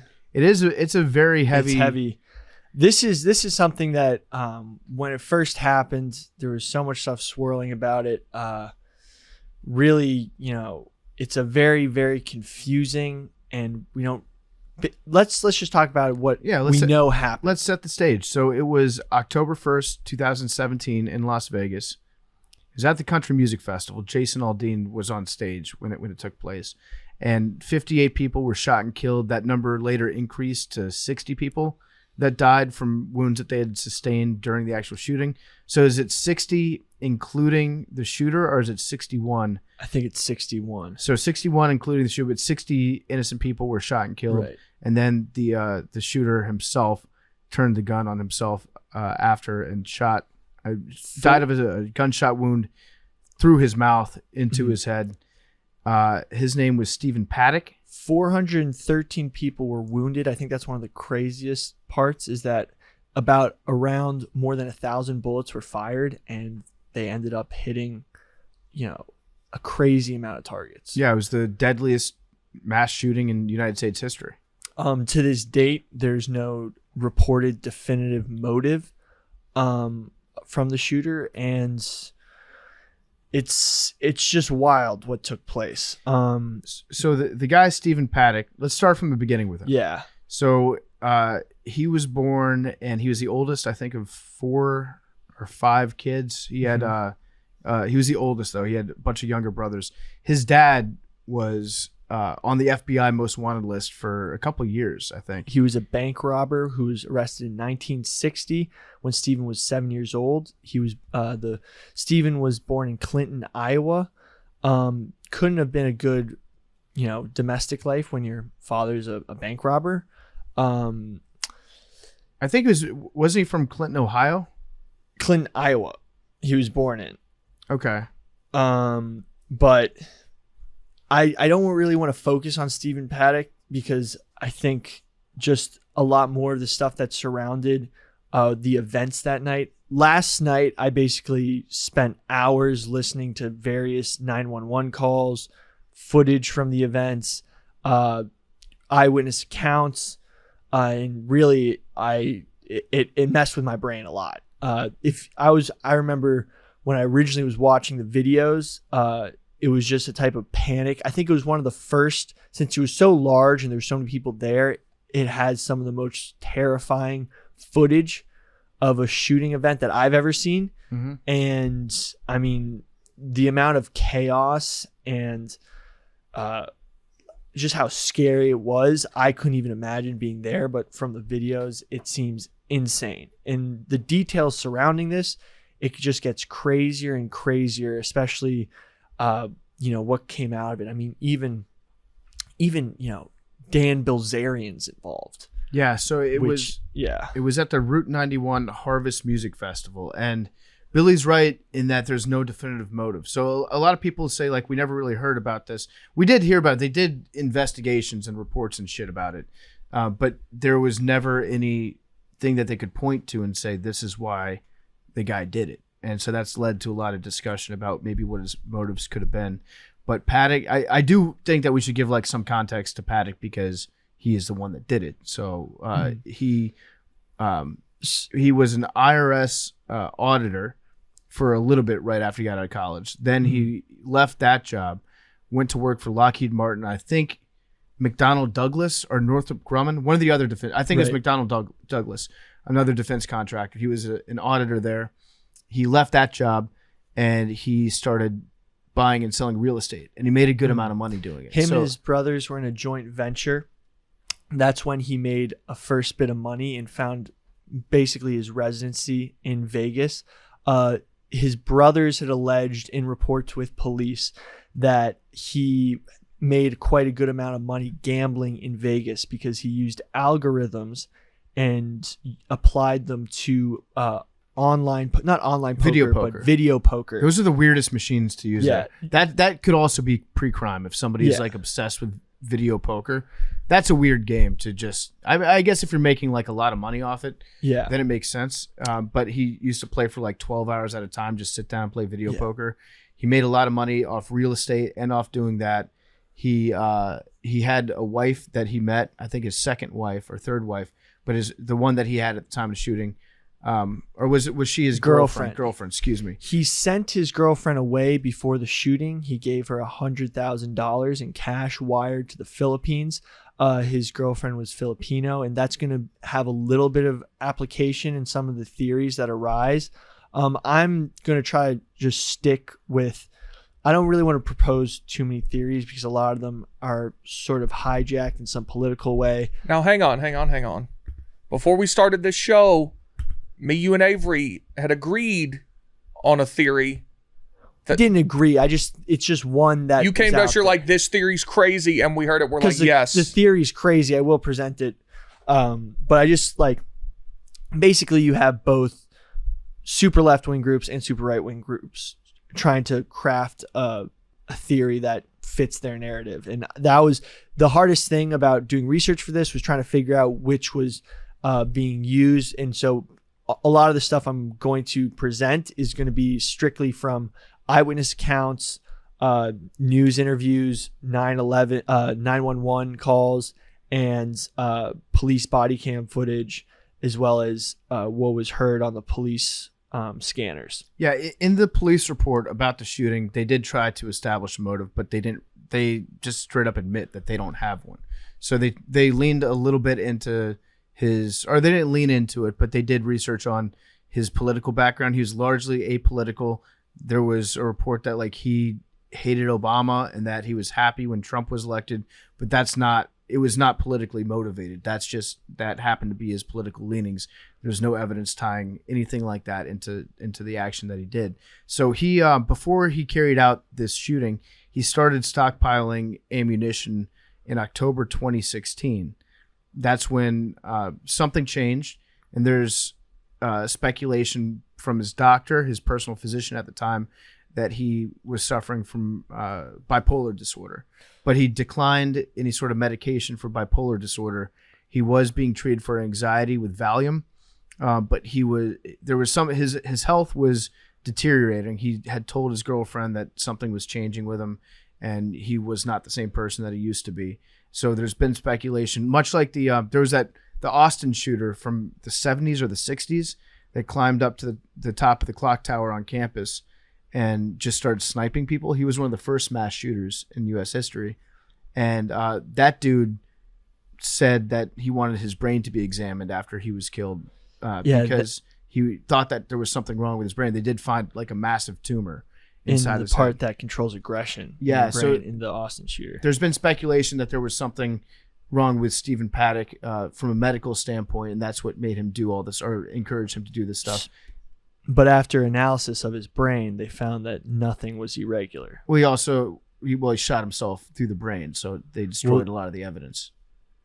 So there's that. No, I read the actual coroner report where they talk about his brain. Yeah, so they talk about the bullet wound through his brain. It destroyed a lot of his brain. So I don't think that you can do a fully accurate analysis of someone's head if they've shot themselves through the brain. Let's just talk through the timeline of events. Yeah, so as they're reported. Right. So October 2016, he starts buying the weapons for it, and he checks into a hotel.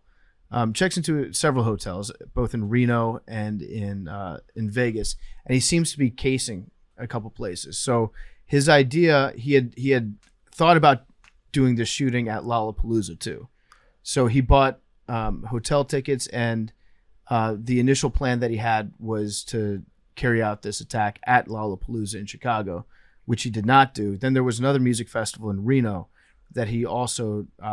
I don't know if it's cold feet, if he decided to back out at the last second, or if it was just like a mental dry run for himself.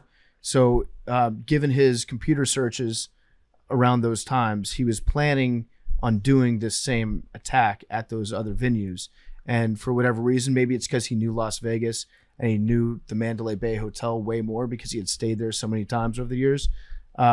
He decided to carry it out in Las Vegas instead. I don't know if all of that is. I know that was in the report, Mm-hmm. but this one really got me shook because there's a lot. So according to the timeline of the shooting, and by the way, PFT, when I'm talking about this, I have no ulterior motive. I'm just going to explain.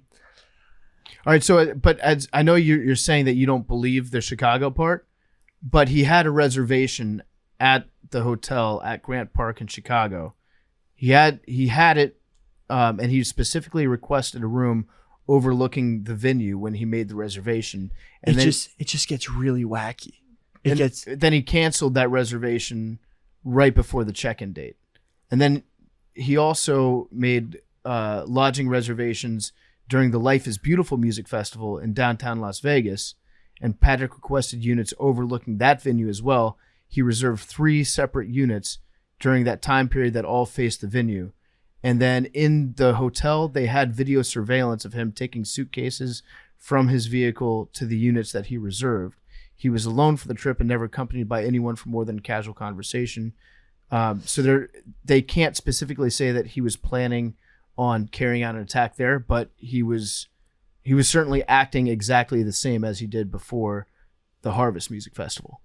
Look, all I'm saying is the big one, the big sort of We're a Conspiracy podcast. Mm-hmm. One of the big conspiracies is with the shooting is that Stephen Paddock did not pull all of this off by himself. Okay. And that the lone shooter theory may not be precisely correct. And let me display their evidence. Okay. The official timeline, according to Do the you police, agree with this though, Billy? I mean, 'Cause it sounds like you do. Let me just, can I just, I mean, after I tell you what is on the docket for what the official timeline is, what everything happened, I will give you more evidence regarding a ton of other stuff happening that night. Okay. But the thing is, this is not this doesn't connect to some, there's no reason why I would want to believe this. Mm-hmm. I just need to show you guys this stuff. Billy sent us a movie. Granted, if you search for it on YouTube, it doesn't come up. You have to be sent the link, and then you have to click through 3. This are you really sure you want to watch this a video has sent to you by Billy violated Football? This has violated YouTube's terms, this, that, and the other. Which, I mean, they suppress people all the time, so who knows? But if some of the things in that video are true, which they seem to be, because a lot of it is like police body cam footage and things of that nature, then it seems like there is at least a little bit more to the official story. So let's just talk about the timeline. 10 p.m. security guard. So Paddock had, whoever was up there was set up security cameras in the hallway, barricaded the door, also, was implementing various sort of surveillance activity in that hallway. He also installed an L bracket on the stairway door. So if you were the hotel security or a guest there and you were trying to get from the 32nd floor to he was on 32nd, right? Right. If you were trying to get from the 31st floor to the 32nd floor via the stairway, the stairway door was barricaded shut using an L bracket. So he installed like a lock because he didn't want anybody getting into that floor. He wanted to make it as difficult as possible for somebody to get into that floor. So because of whatever was when you leave a door open in a hotel, because all the hotels have highly advanced key systems, so security was alerted that there's an open door on the 32nd floor. The security guard at 10 p.m., Jesus Campos, arrived via elevator on the 32nd floor after trying to access it through the stairwell. He was investigating the alert of an open door in a guest room down the hall from the suite. So when he goes up there to check, he found that the stairway door that blocked his entry to the floor minutes earlier that he tried to make through the stairway, that's why he went through the elevator, had been fastened closed with an L bracket. So Campos calls security dispatch to report the block door. His call is routed to the facility's maintenance department, which dispatches maintenance engineer Stephen Shuck to go to the floor. At 10:05, and it was reported at this time, Campos heard a drilling sound coming from the suite. Campos is then shot after Paddock fires 2 initial shots at the Las Vegas Village. It is across the street from the hotel where the Route 91 Harvest Music Festival is being held. Okay, so the Las Vegas Village, that's the venue, that's the music festival venue. So when you say like he shot like 2 shots down at the crowd. Right. And then he shot through the doorway at the security guard. That is at 10:05. At 10:06, Campos hears what is later described as a rapid drilling noise as Paddock fires about 100 rounds at the concert goers. Paddock, who has placed surveillance cameras outside of his room, starts shooting through his door and down the hallway at Campos. And this is when Campos, the security guard, is shot once in the leg. Campos, who is unarmed, takes cover and radios hotel dispatcher for help, giving Paddock's room number on the 32nd floor. This is when Paddock starts firing at the concert goers. The first 100 shots, this is when he then reloads and does another couple 100 shots at the concert goers. See, isn't that crazy though? I think we were just talking about that after Uvalde happened, but like the fact that you can have a magazine that has 100 rounds in it, that's kind of nuts to me, isn't it? Can we all agree on that? It's fucking crazy. Yeah. Like he didn't have to reload until he shot 100 shots. Rounds, bro. According to this timeline and information, Paddock then takes several pot shots at jet fuel storage tanks at the nearby airport, trying to ignite them. Mm-hmm. This is probably a bad reference, but in GTA you can do the same thing and they blow up. It's like in a video game when you see a barrel, you shoot at the barrel every time. But yeah, he was trying to cause an explosion down there. So the building engineer who was dispatched to take out the L bracket then is the second person to get up to the floor after Campos at 10:10. That's when Campos says, "Get cover, someone's shooting through the door." At 10:11, 2 police officers arrived at 31st floor, 1 floor below Paddock's, and the gunman resumes firing on the concert crowd. 10:12, 2 armed Mandalay Bay security officers arrive on the 32nd floor, and the police and security officers on the 31st floor realize that the shooting is coming from 1 floor above them. At 10:15, Paddock fires his final shots at concert goers. This is the official explanation. At 10:15, so around the shooting is exactly 10 minutes of shooting from 10:05 p.m. to 10:15 is when all the shooting occurs from the official explanation. So then it is not until 10:57 that police breach the sealed 32nd floor stairwell doorway. So between 10:15 and 10:57, Paddock is still in the room by himself. It's then at 11:20 that anyone actually enters to see Paddock dead on the floor in the suite. Yeah, one crazy thing that I didn't realize about hotels until I read this police report is they have like a second by second description in their systems of when the deadbolt on your door is engaged and when it's disengaged. So there's something that like if you're ever in a hotel room and you lock the door, that's being tracked. That's being put into a database somewhere. Like for this reason, like why would that? I think it's just the way that the locks are set up there, where they know when the deadbolt is engaged. I'm sure in like old hotel rooms or motels they don't have that. But in new ones, when you can like tap the key card or something, like no, like so after you get into a hotel and you shut the door automatically locks. But there's also you've got the chain sometimes or the door stopper that's on there, and then most places have a deadbolt that you can turn, right, and it provides an extra layer of security. I didn't realize that is tracked, so they know exactly when you lock your hotel room and when you unlock it. It's been huge for missing people's cases or like human trafficking. Yeah. So yeah, I would say I don't mind it at all. I don't feel like it's like an infringement or anything. No, I kind of like that. I don't think it's an infringement. It's just something that never occurred to me that it was being tracked. Like they definitely know. They've got pretty much. I was gonna say I assume at all times, if you're going to a hotel, if you're using any kind of app, your information is being tracked somehow, some way. Like we just live in that era. We live in the information era, so I just assume it. Every time I check in a hotel, they're like, "This son of a bitch turned the air conditioning down to 64 degrees. I've got like you know how on Lyft or on Uber, the drivers, they have their own rating system for you so they can see like what your rating is and choose to pick you up or not pick you up. In hotels, I'm probably like public enemy number one because I'll crank that fucking AC. I'll run the shower for like 30 minutes because fuck it, why not? And then I just never have housekeeping come in because I'm like, no, I don't mind having a dirty hotel room right now. So I'm probably on the sus list for hotels. So that's wild. I'm a 68 degrees guy. Even if it's not your own home? Set it and forget it. I just treat myself when I'm in a hotel. I just crank the shit out of that AC. By dirty room in a hot steamy sauna. Yeah, no, I leave the shower on forever. I get the bathroom super hot, steam everywhere. Sometimes I'll even hang up my clothes in the bathroom so the steam makes all the wrinkles go away. And then I'll just I think that's a myth, man, because I've tried that shit so many times and it just makes my shit damp. Yeah, but it gets the wrinkles out. I don't think it does, bro. I think it does.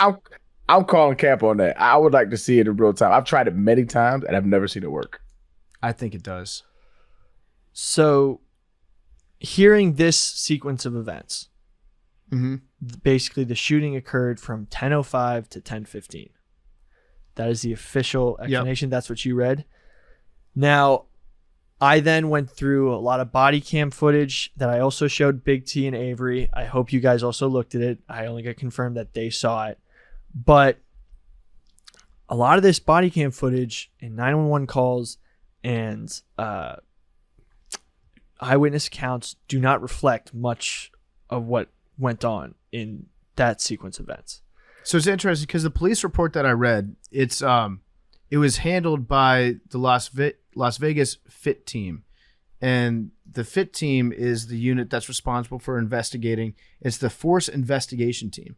So they're responsible for investigating any sort of officer-related shooting or injury. So, again, I was watching The Wire earlier this week. And in The Wire, they've got all these shootings that take place in downtown Baltimore, right? In the projects.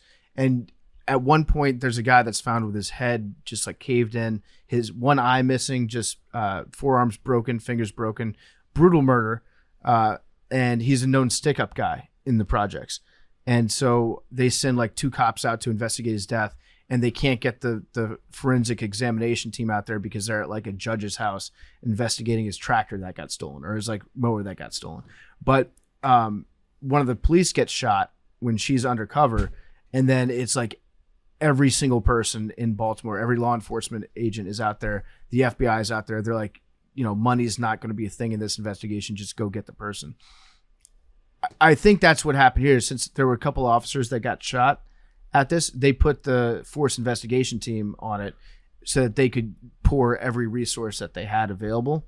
And I think one officer was shot and killed at this. And so this report that I'm reading comes from that report, where it's like a huge combination of forces. And in the timeline that I saw, I'm pulling it up right now, just so I can confirm. Bill, you said 10:05 until 10. Last volley of shots was reported to have came from Mandalay, the 32nd floor, at 10:15. Okay, so yeah, in this, the shooting starts at 22:05, which would be 10:05. I'm just making sure that this all the timestamps are adding up here. And then let's see, 22:15. Yeah, 22:15. That's about when it's over. Yeah.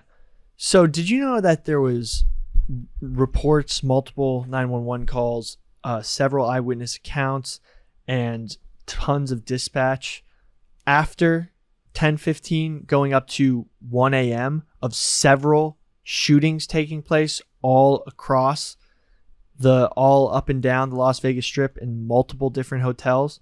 Mm-hmm. I'm going to play some of these for you. So, all right off the bat, and I have not listened to, I watched some of what Billy's about to send, but in any mass shooting, it's never one person. There's always suspected multiple gunmen from eyewitness accounts. That happens every time there's a mass shooter because in the heat of the moment, people don't realize where the shots are coming from. And in Las Vegas, if you've been to Las Vegas before, you know a bunch of really tall buildings. If you're outside, there's a lot of echoes that happen there.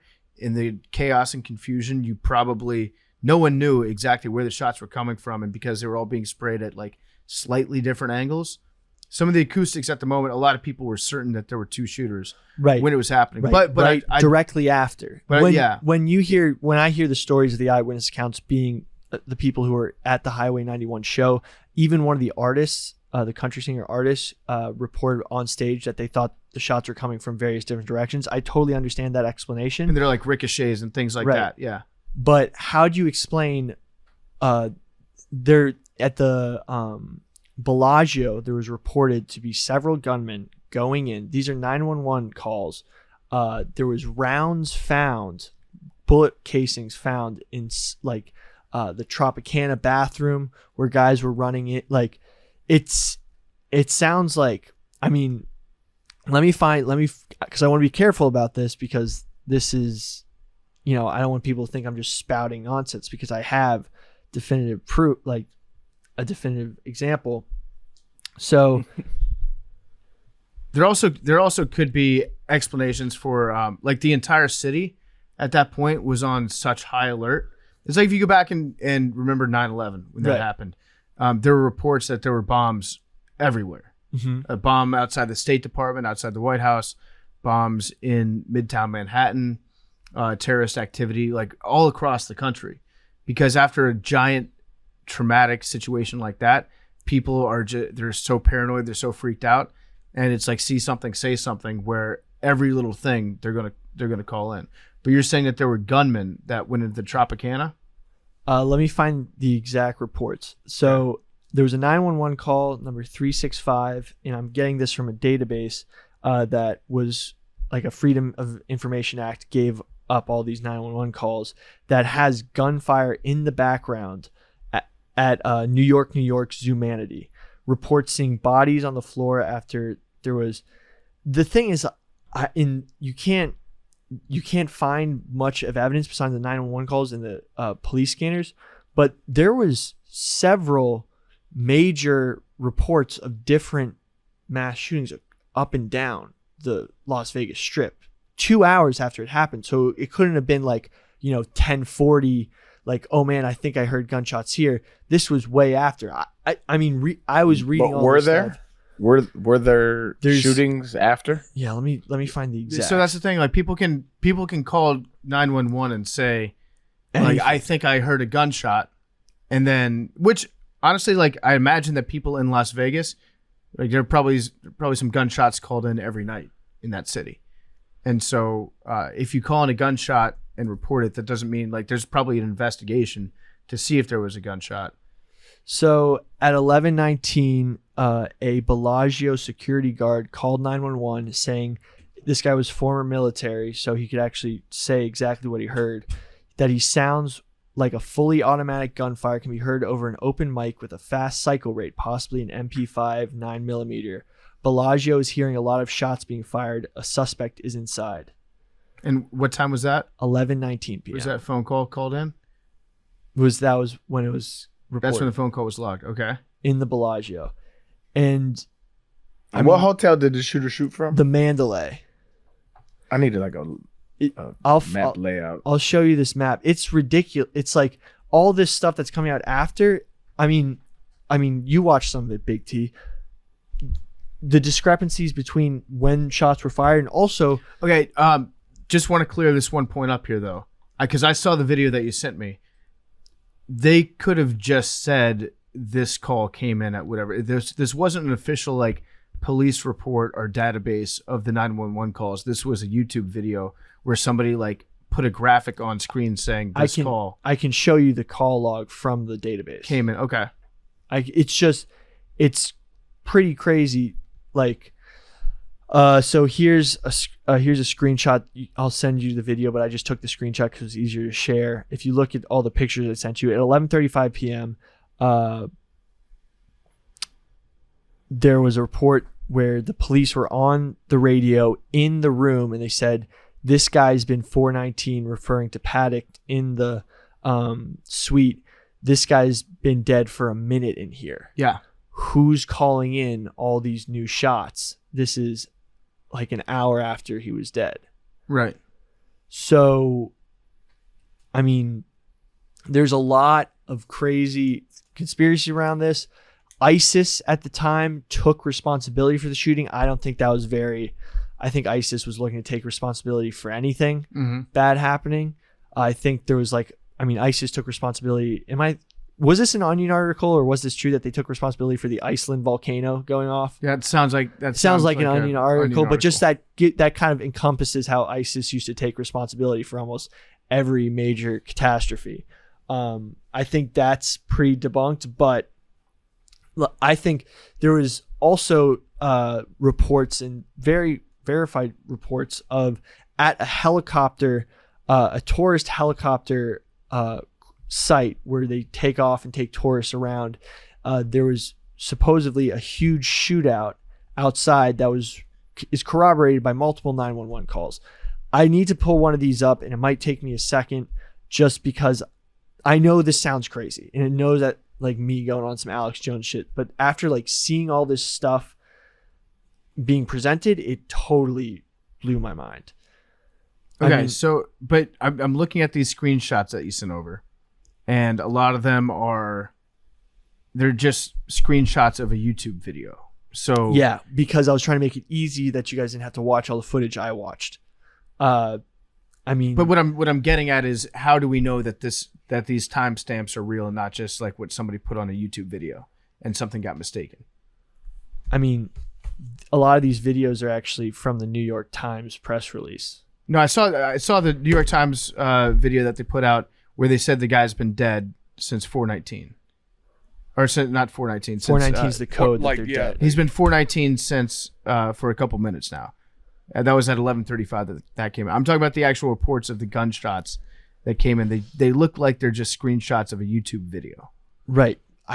If you'd watched the YouTube video like I recommended, you'd be able to be like, okay, this is actually what's going on. But I took those shots just so that we could reference them. I did watch it, but in the video, it's somebody narrating, being like, "This was called in at this time." So it's not like from an official source or investigation. No, but if you go to, is there sources in that actual video? Yes, and I'll pull. I sent the 911 calls to all of you. The database, which is Vegas shooting evidence batch 7 911 calls. There's 130 clips. Then the ones you reference you can find. And I mean, it's just crazy. No, there's let no. Me play. On let the me video said there's no sources.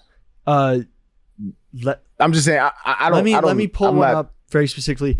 Big T, what did you take from some of the footage I sent you? Just while I pull this up, because I didn't care as much about these things that y'all are talking about, and you could debate the times, all that. There was some of the body cam footage from the police that did not seem to match what the story was that they did. They went into a hotel room, and then there's 3 shots fired. Yeah. And somebody goes, wait, what was that? Was that one of us? It was just a cop walked in there and accidentally fired his gun. Yeah, so what happened was, this is according to the report, the official report, was they went into the first door and they breached that door using an explosive device that they hung on the door handle. The guy they have heat sensors in these hotel rooms that they can use. There had been no heat sensors since the shooting stopped. So they figured that whatever was going on there had probably stopped. It's still weird that it took them so long to get into this room. It took them I think it was 50 minutes to get into the room. So there was a big gap. They didn't stop this guy mid shooting. That's the entire point. He stopped shooting and then he killed himself. They break into this room and they get in, they see the guy dead on the ground. And then he had rented an adjacent suite. So there was the connecting door. You know how when you're in a hotel room, if you hit the one next door, you can go back and forth. Then they breach the door to get into the second suite that the guy rented. They go in there, and then one of the SWAT members accidentally fires off 3 shots. That's in the official report. I don't know. They said it was a negligent shooting, which obviously it was. So that's the official explanation, is that when they went into the second room, one of the guys shot off a burst. So the other thing was the hotel room that they enter on one of the body cams looks nothing like the hotel room that they have pictures of with all the guns and all that.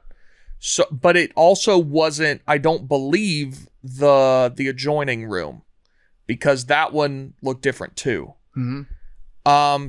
So I'm not sure about that. The other thing was about, I mean, it could be, it was a giant suite, so it just could have been a different part of I the think room. the big part is when they go in the one with the guns everywhere, you have the first responding officers looking around being like, where's the broken and windows? that's what I was going to say next, is they all say none of these windows are broken. And there's a news helicopter going around at like, it's before 11 o'clock. It was 10:40 something. And you don't see any broken windows. And then by morning, there's 2 very clearly visible broken windows. Mm-hmm. It's the discrepancies are kind of, maybe of course the police poured over thousands of hours of footage, and this report seems to satisfy all of it, but it's just the reports of gunfire on the other end of the strip and people being shot. Like, if you can look back at the 911 reports in the police scanners, and however it was happening, multiple SWAT teams responded to these shootings, and 2 guns were found on the street. That was booked. 2 guns were found randomly in parking lots. Bullet casings. Do you know what kind of guns they were? One was a Glock 19. I don't remember the other one specifically, but bullet casings were found by various gates around the Highway 91.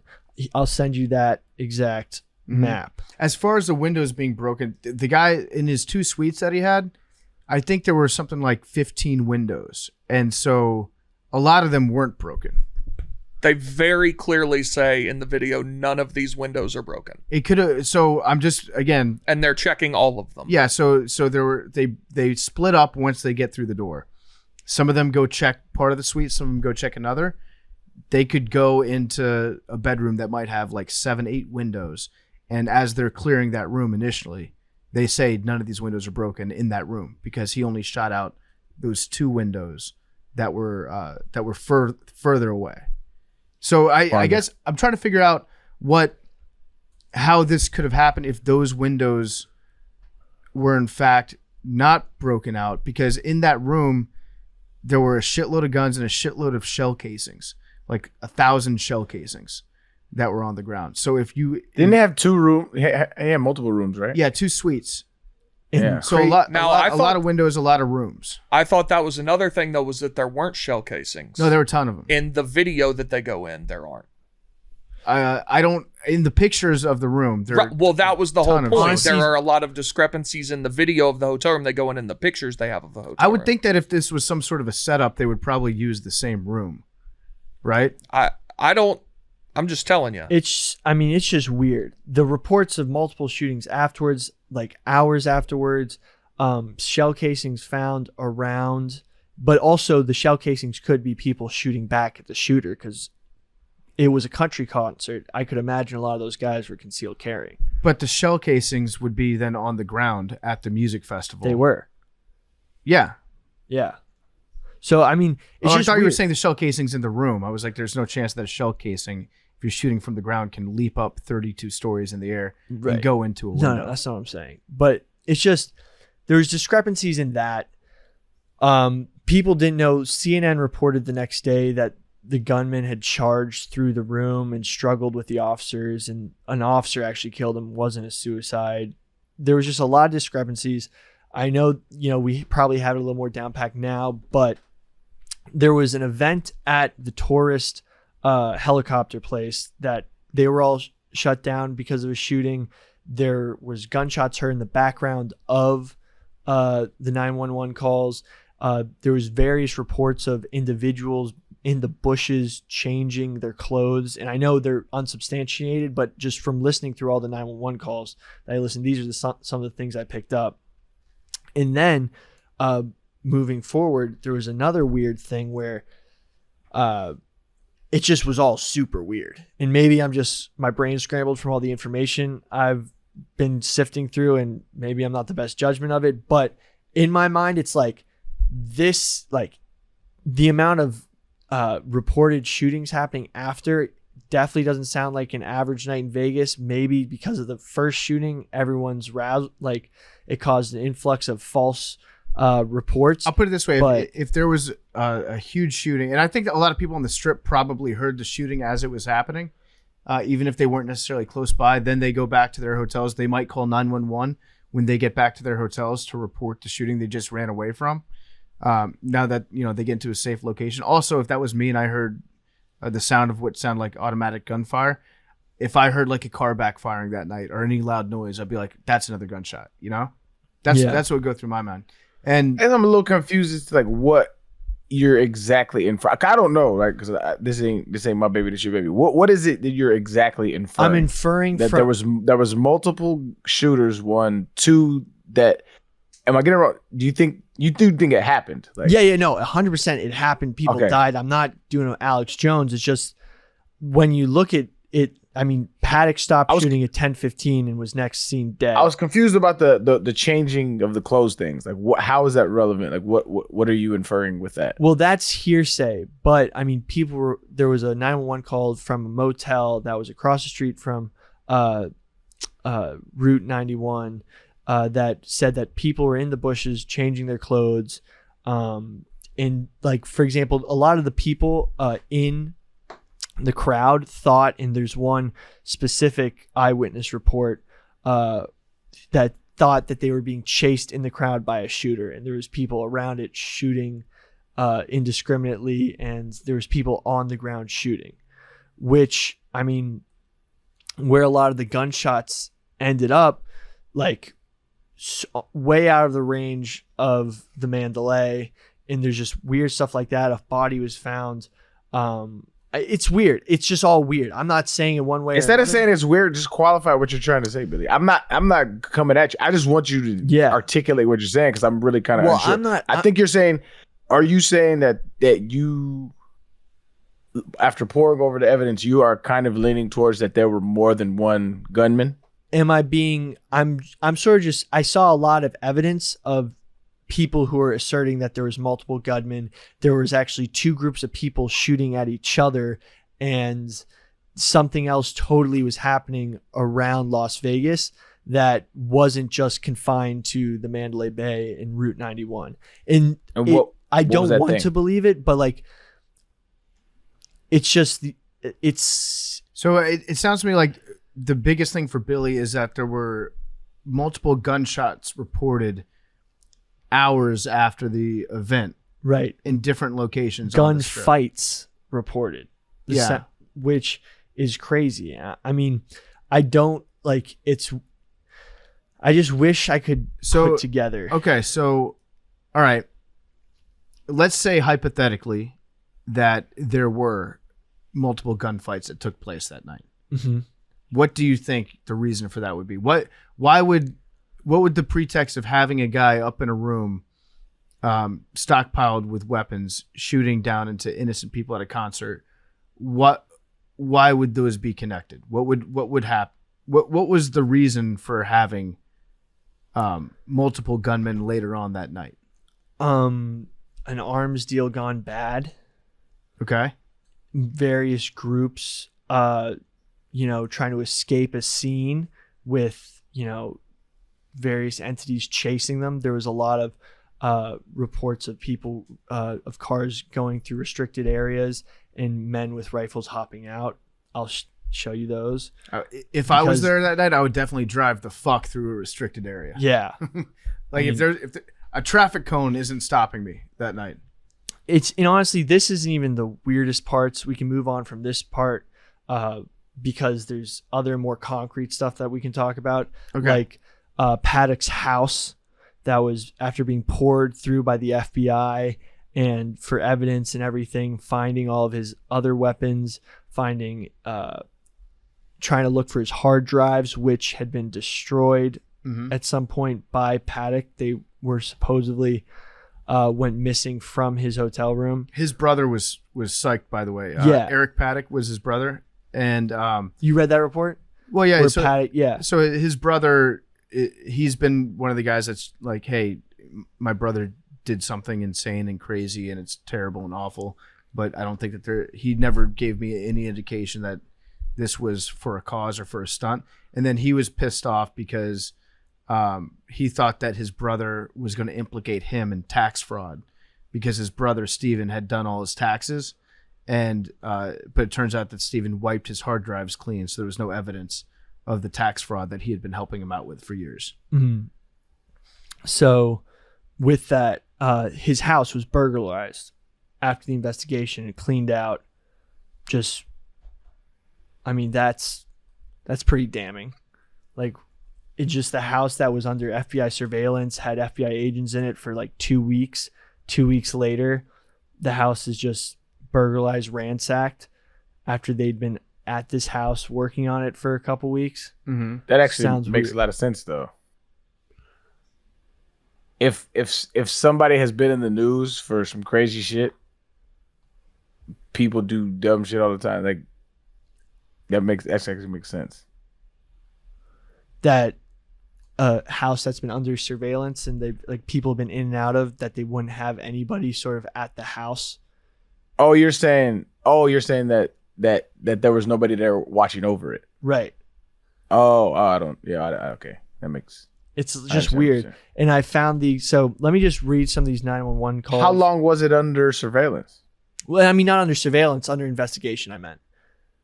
I'm saying how long were they surveying the house though? They had someone outside of it because they thought there might have been a terrorist connection, because this is when ISIS had claimed ISIS had claimed that they had radicalized him. And what people don't know is that in the Philippines there's Islamic extremists, and what the FBI was looking into in that regard is if his girlfriend, who is Filipino, had connections to some of the ISIS extremist groups in the Philippines, and if they had somehow radicalized him through that avenue, which I don't think is very feasible, but that's why the ISIS context kind of gets thrown out the window.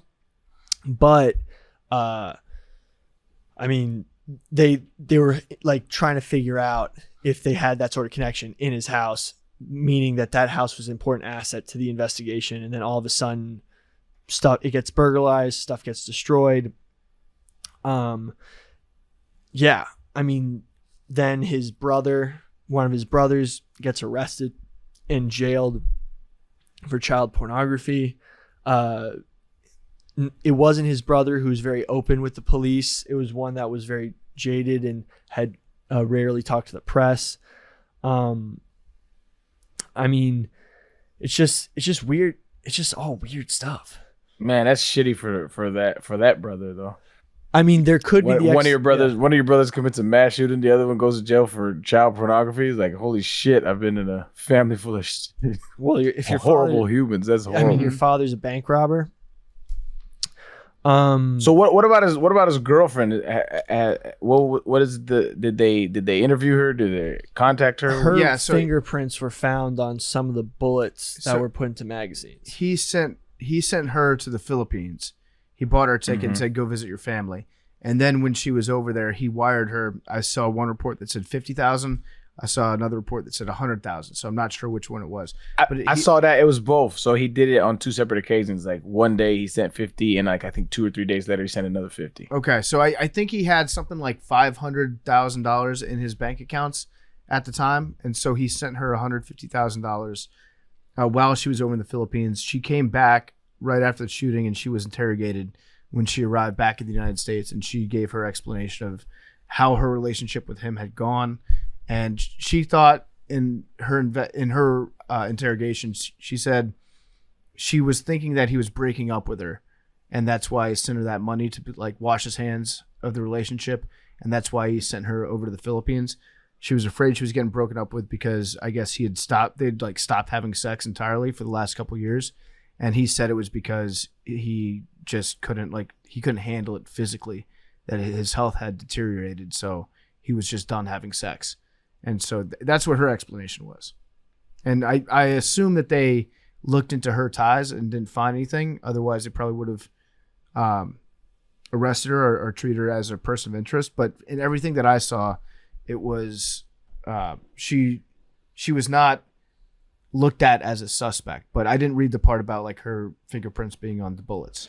Here's some of the discrepancy: could have Stephen Paddock, who couldn't have sex, fired over thousands of rounds of ammunition in a 10-minute period with 100-round magazines with bump stocks, which are known to be highly, I kind of went into a rabbit hole on bump stocks and whether they really work. They're kind of sort of in the same realm as 3D printed guns in that way. They weren't illegal at the time. Right.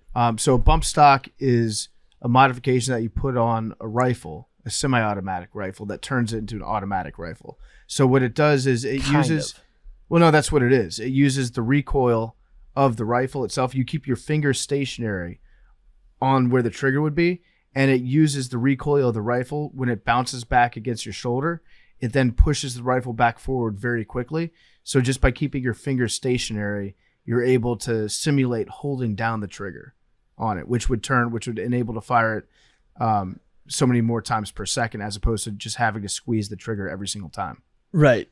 And so now those have been outlawed. It would be like if it basically made like a robot be able to pull the trigger super fast. Yeah. It wouldn't be able to simulate fully automatic. If you look at videos of two of them side by side, yeah, it's closer to fully automatic, but it allows you to fire more rounds, though. Way more. So if you watch the videos and you hear the gunshots, they're like rapid fire. They're coming really fast. And that's what a bump stock could allow you to do. As opposed to like a fully automatic rifle, you squeeze it, you hold it down, and it's a little bit faster. And the shots on an automatic rifle they're all uniform. So there's the exact amount of time, give or take like fractions of a fraction of a second in between bullets being shot. And a bump stock is more of like, since it's using your body to eject the gun back into your trigger finger, then it gets close to the rate of fire of an automatic weapon, but it's not exactly the same. I mean, this is from like a full conspiracy website. This is what they wrote. Mm-hmm. So let me just present that, because like to debunk it, you first have to hear it. Okay. To catch a criminal, you have to think like one. So that's a lot of what I've been doing. Like, we're gonna be able to shoot it down, but let me just present what it is. So the official narrative. Law enforcement says Stephen Paddock, a retired accountant with no firearms training, no experience with weapons, was a 64-year-old man with no physical stamina. He was able to manage a highly complex weapon system for 10 minutes. Journalist Mike Adams with Natural News doesn't believe Paddock could have wreaked the havoc by himself, but rather there was others firing as well. Nowhere in any of the conspiracy theories is Paddock excluded from the mass shooting, only that there were others. According to Adams, Navy SEALs would have a difficult time firing a fully automatic gun for 10 straight minutes. The weapons can be rough on the operator and require strength, stamina, professional-grade troubleshooting to avoid overheating and jamming. The hotel room would have been full of smoke. It would have been impossible to keep breathing that limited space. Notwithstanding what has been described in the media, not just anyone can pick up the weapons and wounded more than 500 people. It's physically impossible for Paddock to fire a weapon in a sustained manner witnessed. Conspiracy theorists believe the only way Paddock, the retired accountant and senior citizen with a flabby physique, could have carried out the shoot would be if he were morphed into a superhuman weapon. Where, according to the New York Times, Paddock took at least 10 weapons into his hotel room. Why would a lone shooter need 10 rifles? The fact that 10 rifles were found in Paddock's rooms tell conspiracy theorists the guns were there for more than one killer. The entire operation was well financed. The attack took a long time to set up. The media agrees that Paddock was found dead, shot in his room. Law enforcement claimed Paddock killed himself before police entered, yet conspiracy theorists argue that it is merely an assumption, not a proven fact. Conspiracy theorists are asking to see the ballistics evidence. Why no visible muzzle flashes? According to Adams, none of the shooting videos show muzzle flashes from the room, which allegedly was the shooting source. The sound is captured, yet no muzzle flashes are seen.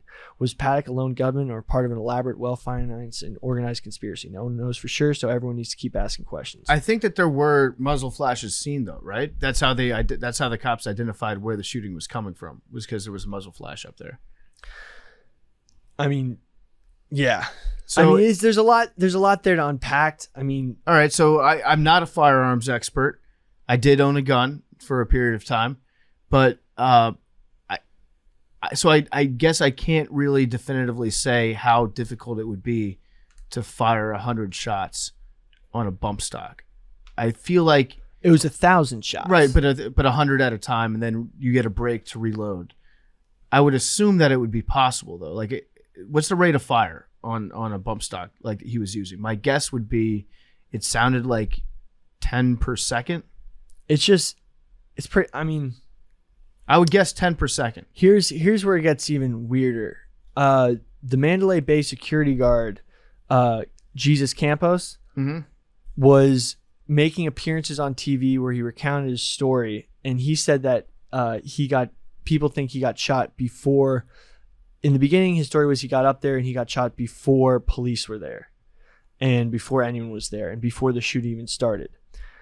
He then went missing for a while, reportedly missing. He lost touch with all of the people who were sort of trying to take his story to different news organizations. The next time he popped up was on the Ellen DeGeneres show about As one does. a couple days up to a week later, and then he described a whole different series of events, which I understand can happen because of discrepancies, kind of actually figuring out what the timing was. Maybe he didn't know Paddock had been shooting before, but from the sounds of it, he'd been very coached in that time, be it to get his story straight, so to not make the Las Vegas police look bad. But it's just weird. He went missing. And then he just popped back up. According to Fortune, it says that the Las Vegas shooter, Stephen Paddock, had about 9 shots per second, opposed to a fully automatic weapon that shoots about 14 rounds per second. Okay. So it's close. So yeah, I don't know what that stress would be like on your shoulder or on your arms, but if you're shooting 100 shots at about 10 shots per second, that would be It's about a lot. 10 seconds worth of shots, and then you'd have to reload. Probably not a physically easy thing to do, but I don't know if it would be like impossible for a guy that was just like out of shape to do that. I think that's part of the argument of why bump stocks shouldn't exist. Just like automatic weapons, it should be extremely difficult to get one because they're so easy to fire so many shots. Billy, That's like the entire thing behind it. So, wait, Billy, go back to what you were saying. What was the last part that you were saying? Because I was trying to do the math. About the security guard. Yeah. Okay. So, in the official report that was put together about this, he had a pre-planned trip to Mexico to go visit his father, or not Mexico. Was it Mexico? I think it was Mexico, to go visit his father, that he told investigators about before he left, and then he came back from that trip. And so it was something that he had already set up.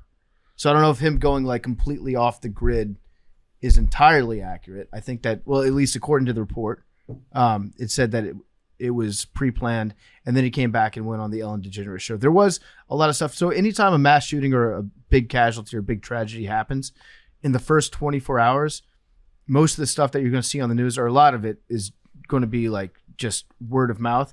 Information travels quickly. There's a lot of stuff that's always going to be incorrect. You can never take any, if you see something like on the scrolling across the bottom ticker on CNN after a big event like this, take it with a massive grain of salt because they're getting the reports in. Sometimes they're not vetted correctly. So I know that there was a report of like the security forces like storming the hotel room, and there was a struggle. That could have been lost in translation very easily when they found out a security guard was shot investigating the room up there. That might have been just passed along in a game of telephone. And then on CNN, as Big T knows, sometimes they rush to report instead of getting things accurately. So it like when the Sandy Hook thing happened, there were all these reports of, oh, there's a second gunman in the woods right now. And it was a hunter that happened to be within a couple miles of the elementary school at the time. And so they went and they investigated him. They're like, oh, you're That's a hunter. a tough day to go So- on. It's a very tough day. Yeah. This is very, something very bad. Bad day to be near there with a gun. Yes. So this is what kind of sent chills up my spine and kind of gave me nightmares. So multiple eyewitnesses claim that a woman climbed on stage 45 minutes before the shooting started. A woman climbed on stage at the Route 91 and yelled, "You're all going to fucking die," less than an hour before the shooting started. A woman in the crowd is said to have yelled the warning about 45 minutes before the Route 91 Harvest Festival became the venue for the worst mass shooting in U.S. history. After her outburst, it was claimed the woman and her male companion were made to leave the venue by security. Yeah. There was a lady who came running up behind us in the concert and started, yeah. So I heard that there was a woman in the crowd that did this, and but she didn't go on stage. I heard It was like she stood in front of the stage in that area. I heard she said it to some people that were in the crowd. So I did hear I did hear that too. I mean, that's just freaky as fuck. That's very strange. Multiple people were confirming this. Mm-hmm. I mean, I think it's coincidental. I don't think it's very. I don't know. This is just like when you're around large areas, people say shit like that all the time. Like I'm talking about like religious freaks, like people like that. Like you're all gonna like Westboro Baptist Church type of people. Like those people are prevalent in big city areas, especially like Las Vegas, New York, LA. Like when you go to those like massive, like I don't know if that was their intent. I'm not saying. I'm just saying it might be coincidental. It might be linked. It's just hard to tell because shit like that's not as uncommon as you think in big cities. If it was like the woman next to the subway was yelling, "You're all going to die," or the person on the corner was saying it, but this is someone who was in the venue, who had to get through security, who, if they were acting super erratically, and it's a country concert, remember? Mm-hmm. So I don't know how many people do hallucinogens like at country concerts. So I don't think this is like a rolling type situation gone wrong. Yeah, but I don't know. It could be a religious freak. It could be a drunk person. Maybe. I guess. Well, all right, Billy. Let's take it from the opposite point of view. Let's explore it. So, let's say that they were connected. What would the connection be? Like, why would the person get up and announce to the crowd that they were all going to die? So 3 other women were written on in their first. Did you see this part? I don't know what you're. That on the hotel reservation, besides Paddock and his girlfriend, there was 3 other women on it. I didn't see that part. No. They just get their first names. What if one of those women was that woman and was trying to warn everybody in the crowd about what was about to happen, and she couldn't figure out what was going on? I don't know. There's just a lot of stuff. Why don't I read just a Reddit conspiracy theory that could get your mind going of what could have actually happened? Okay. Just for example. So the top floors of the Mandalay Bay isn't the Mandalay Bay. It's the Four Seasons, owned by a billionaire named Talal. So we don't know who is up there, which I think is a couple floors up from the 32nd floor. Mm-hmm. We don't know who is staying there that night, but let's just say it was the Crown Prince of Saudi Arabia. Okay. Now we're cooking. So this is a guy who's been inputting a lot of, I think the King Salman. Mohammed bin Salman. A lot of people want to kill that guy. Okay. So let's say you're behind Mohammed bin Salman in the line of. You think he's standing in line to check in? No, You think he's signing in? No, let's say you're behind Salman. Mohammed bin Laden's checking in at the blackjack table with his M-Life rewards card. No, actually, no. So this is where the story gets crazy. Okay. Let's just hear this out. He's like, I'm trying to get points. You can get a free buffet if you gamble enough. They'll come around and they'll give you whatever drink you want for free here. So let's say you're the former deputy crown prince who wants to kill Mohammed bin Salman to become the next crown prince. Okay. So let's say you hire a bunch of dudes. So posing as terrorists who want to buy the guns for some terrorist attack, they dupe the CIA or FBI to supply the guns to a death squad. Their real plan is to climb the stairs right after the deal and kill the VIP in the floors above them. This is why the weapons cache was located on the 32nd floor. They would only have to climb. Hypothetically, let me just stop you real quick. I want to buy into this, Bill. I really do. Can you just hear? No, but I have to say these things as they come up.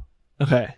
So, if the CIA is orchestrating an arms deal to a Saudi regime, yeah, they would probably think, hey, wait a second, the Crown Prince of Saudi Arabia is staying 3 floors up from where we're executing this mass arms deal. Do you think there might be a connection there? I think the CIA would be able to know Who is staying there? Yeah. And why would they do it in Las Vegas? Like in a prime. It sounds like a good movie plot for sure. Yeah. Okay, keep going. So Paddock is the contact man to supply the guns. He meets a couple of assassins ahead of time. Wouldn't they be pissed off if they were trying to buy automatic weapons and this guy was selling them bump stocks? Well, that's what they told you. Okay. Because how would a civilian have automatic weapons? Okay. There were pictures of the guns. Who gave you the pictures? Well, yeah, I mean, obviously the police report. At this point, Paddock is thinking this is a gun deal. Only a few magazines are loaded. He merely wants to show the customers how to load the chambers, etc. What he doesn't know is that the advance team was sent to secure the floor. That all but one entry point in the floor would be barricaded. Crucial, since the reason Campos becomes suspicious of the blocked doors is what ultimately leads him to investigate. The reason for the barricade is that once the assault starts, the assassins want to make sure to impede the authorities as much as possible from reaching the top floors. The CIA, or FBI, got wind of the assassination attempt that was about to take place. Immediate action is taken to round up the assassins. Remember, we're talking about an army of assassins here. You can't kill a crown prince who's protected by 30 armed bodyguards by pulling a Jack Ruby. I estimate at least 20 assassins in total. What the assassins didn't know was that the prince had disguised himself as a regular dude to enjoy the nightlife in Vegas. Saudi princes have been known to do this. He slipped away from the Mandalay Bay and was at the Tropicana playing some cards.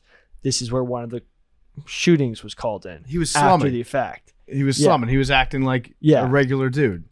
So, by the way, remember, the Tropicana was Princess Jasmine. There was a Princess bunch Jasmine of... Yeah, exactly. Yep. Okay. Where there was a bunch of people calling in that there was a shooting. As soon as the FBI learned of the assassination plot, they stormed the Tropicana and extracted the prince. There was a video that has now been deleted that sort of shows someone being led away. It's actually crazy this has been deleted. There was a video of like an extraction at the Tropicana that's now been deleted. Well, how do you know that video existed? That's my first question. Because I'm on Reddit and they say, oh my God, they deleted the video. And then they take you to another. Okay. All right. One other minor thing about this. You think there might be, I don't know, like some video from this hotel of an army of 20 Saudi assassins going up to this floor? Maybe we got to set off a couple alarm bells. The Mandalay bells. Bay's video has never been overturned. To the police. Why would they give it to the public? Can you just entertain just for this? Is I'm trying to, but I'm just saying. So should we just like not do like? In 1996, we have hotel footage of Tupac beating up somebody in a hotel in Las Vegas. That's true. I'm sure. I know, but I do have that. A lot of this has not been given over. I'm sure in 2021 or whatever it was. When was this? They have so many cameras there. I hope you save this energy for the 9/11 episode. That we're just not entertaining anything. No, we can entertain a lot of stuff. But okay, so okay. Wait, Billy. In your conspiracy theory, I just want to be clear. It's not mine. It's from Reddit. It's entertaining. We're supposed to be like, whoa. We will entertain this. I'm saying. Is that really what gets you whoa? Like, if like, oh my God, that could have happened. If Mohammed bin Salman was staying in Vegas and he ditched all the royal garments and the bodyguards, and he was like, I just want to be like a regular dude. I just want to be a real boy. I just want to be a real boy for the night. I just want to be a real boy. I want to go out. I want to play $5 a hand blackjack. I want to smoke cigarettes indoors. I want to hit the buffet. I want to wait in line at the buffet. On a Mac on some hoes. Yeah. I want to see if I can just, you know what? These women only love me for my name and for my money. I want to see if I can actually fall in love. Where would you go? Where would you go if you were trying to slum it for the night? Dude, I don't know. Can you listen to the story? I am. I'm trying to have a discussion of like what you would do. This is a real. I mean, it's a hypothetical. I did that with. I went to Ovo across the street from where the fuck we were staying. You went undercover. Yeah, with Baval, and we played $5 blackjack. It's not that crazy. I'm not saying it's crazy. I'm saying where would you want to go? So what would you do? Billy, Saudi Crown Prince, handshake emoji. No, not that. But everyone was recognizing Bival, so we went to a place where no one would think he'd be. Okay. Yeah, I'm just trying to say, where would you go if you were in that scenario? Maybe the Tropicana. Maybe Tropicana? Because it's an amazing casino. Maybe Penn-owned casino. Maybe Spearmint Rhino? Can we get Maybe the Palomino? Wait, can we get, since Penn owns the casino, can we get can we like ask someone from there? I'm going to text Jay Snowden. Please. And see if I can get that. Because and then we'll actually figure out if anything actually happened. I'll report back. So they lead him out of the casino. The FBI, they're extracting him because the assassin's there for him. Oh, so they take Jay him says, fuck you, you're fired. How dare you ask me that? You don't have his number. No, I do. I'm just don't. not going to ask No, him you for don't. the... You won't text him. Soft. You could get the answers to this very complicated situation, but you won't. You don't like the truth. Okay. You're not a truth seeker. They lead him out of the casino, escort him to the nearest helipad to be picked up, but on the way they encounter some resistance from a few assassins, hence the firefight at the airport. By the way, there was tons of firefights happening all over Vegas that night. It's like So Firefights? yes, there was like So there were no firefights happening at the airport. The guy shot at fuel tanks and he was using incendiary weapons. Some of them almost started fires when he was trying to hit the fuel tanks. right, but they also if you read can we take a 15-minute, like a 10-minute break so I can just pull these up and then you guys are gonna be like, oh fuck. There was multiple reports of shooters everywhere and no one knew I what was going highly on. doubt I'm do. gonna be like, oh fuck. I do kind of want to be like, oh fuck, guys. I will grant Billy a 10-minute Because you guys aren't giving any of this any Well, I think that Wait. because it sounds dumb. That's why. I know it sounds dumb till I show you this stuff. It sounds irrational, Billy. It sounds like I thought it was sounds like irrational too. you until- think it's crazy. I'm just saying it's weird that there are multiple gun reports being reported on a night of a mass shooting hours later. That's not that weird, bro. I also Okay, think, so I That's don't think not it's- crazy. I think it's them trying to push back and create discourse. This is all conspiracy. We're not saying you're wrong, but it's all conspiracy. 10-minute. I think give him you're. 10. I need time out. think Give him 10. I need I time think out. you're legit fascinated by this Reddit shit, bro. 10-minute Aaron, you reprieve can't hear you now. granted. Yeah, no, I saw he rage quit his headphones. All right, Billy's going to take a quick 10-minute brain break, and he's going to come back. So we're going to take a break in the show. He's going to come back with more facts, more research. And this brain break is actually sponsored by BetterHelp. How about that? How well would you take care of your car if you had to keep the same one your entire life? That's how our brains work. So why don't we treat them that way? How we care for our minds affects how we experience our life. So it's important to invest time and care into keeping them healthy. There are plenty of ways to support a healthy brain, like learning a new language or taking power naps. There's also BetterHelp online therapy. Therapy is a great tool that you can use. I went through some loss in my life a few years ago. I went to therapy for it. I talked it out. It made me feel better. BetterHelp is online therapy that offers video, phone, even live chat only therapy sessions. So you don't have to see anyone on camera if you don't want to. You can just chat it out, or you can call, or if you want to, you can speak over a video conference with a therapist. The choice is yours. It's much more affordable than an in-person therapy. You can be matched with a therapist in under 48 hours. Our listeners are going to get 10% off their first month. I highly recommend therapy. Even if you think that you don't want it or that you don't need it, it can be a very, very helpful thing and get you feeling better, communicating better, experiencing life better. And we're going to give you 10% off at betterhelp.com/dose. That's 10% off your first month at betterhelp.com/dose. And now here's more macrodosing. Okay, we're back in. Billy just took a break, did more factual research. And so, Billy, proceed. I'm eager to hear.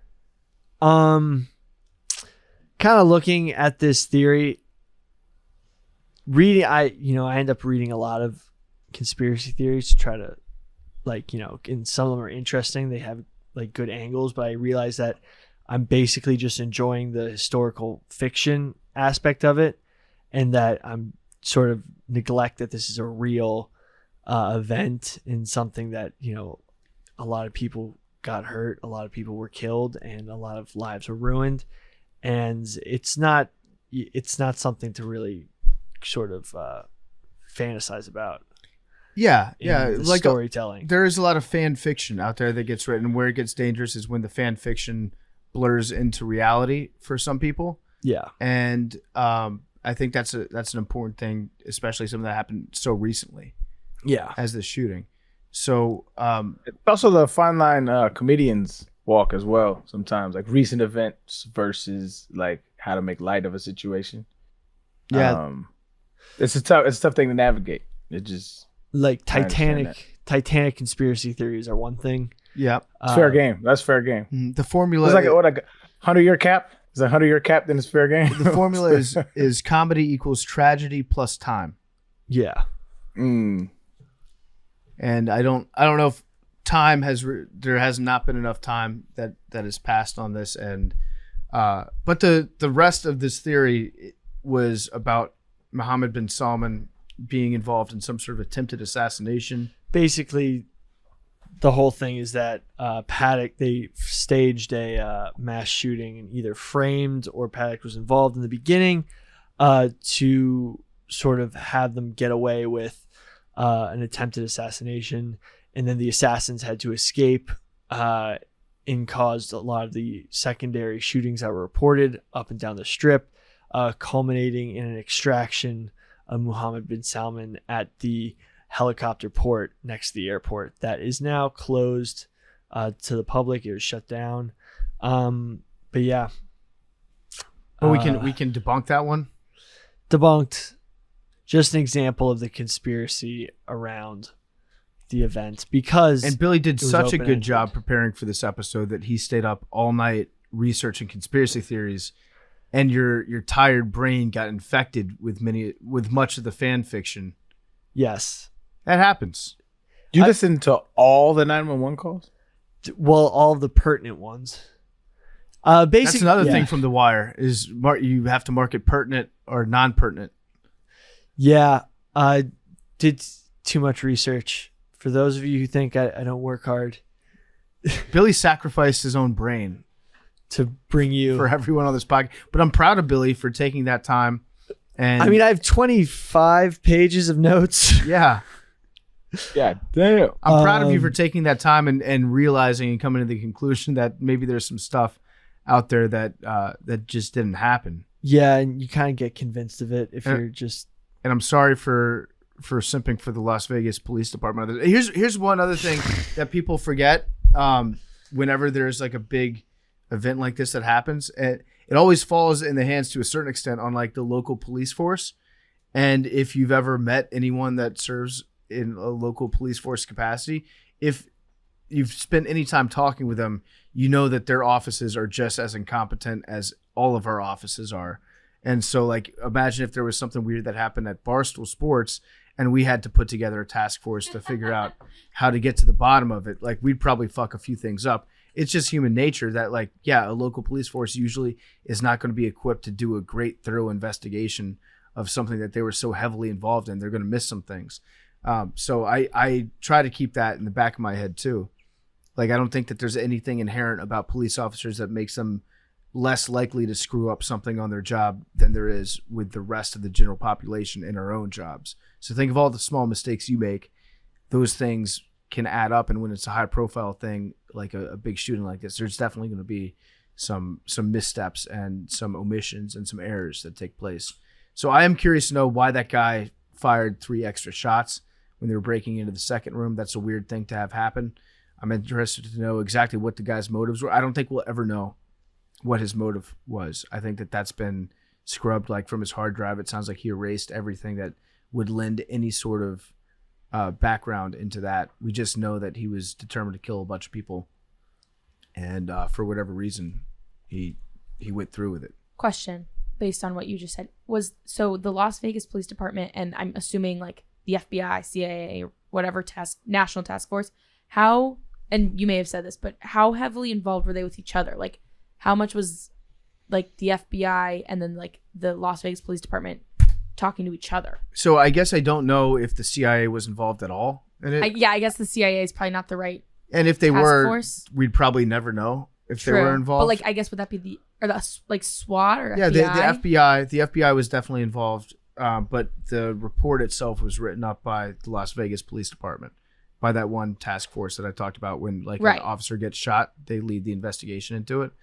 But yeah, the FBI definitely helped out with the forensic stuff, and since he did travel across state lines, I think he also planned on shooting up the beach in Santa Monica. That was another one of his targets that he had.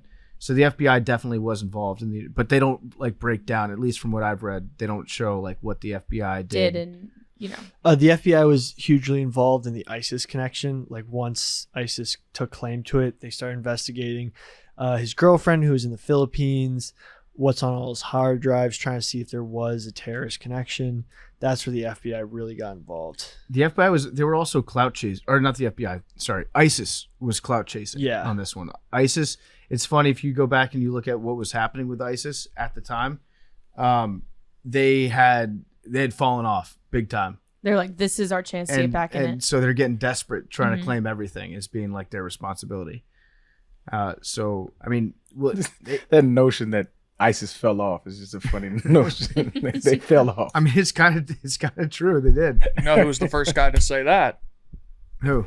Guy who called him a JV team. Oh, he said they're Al Qaeda's JV team. Yeah, Obama said that, right?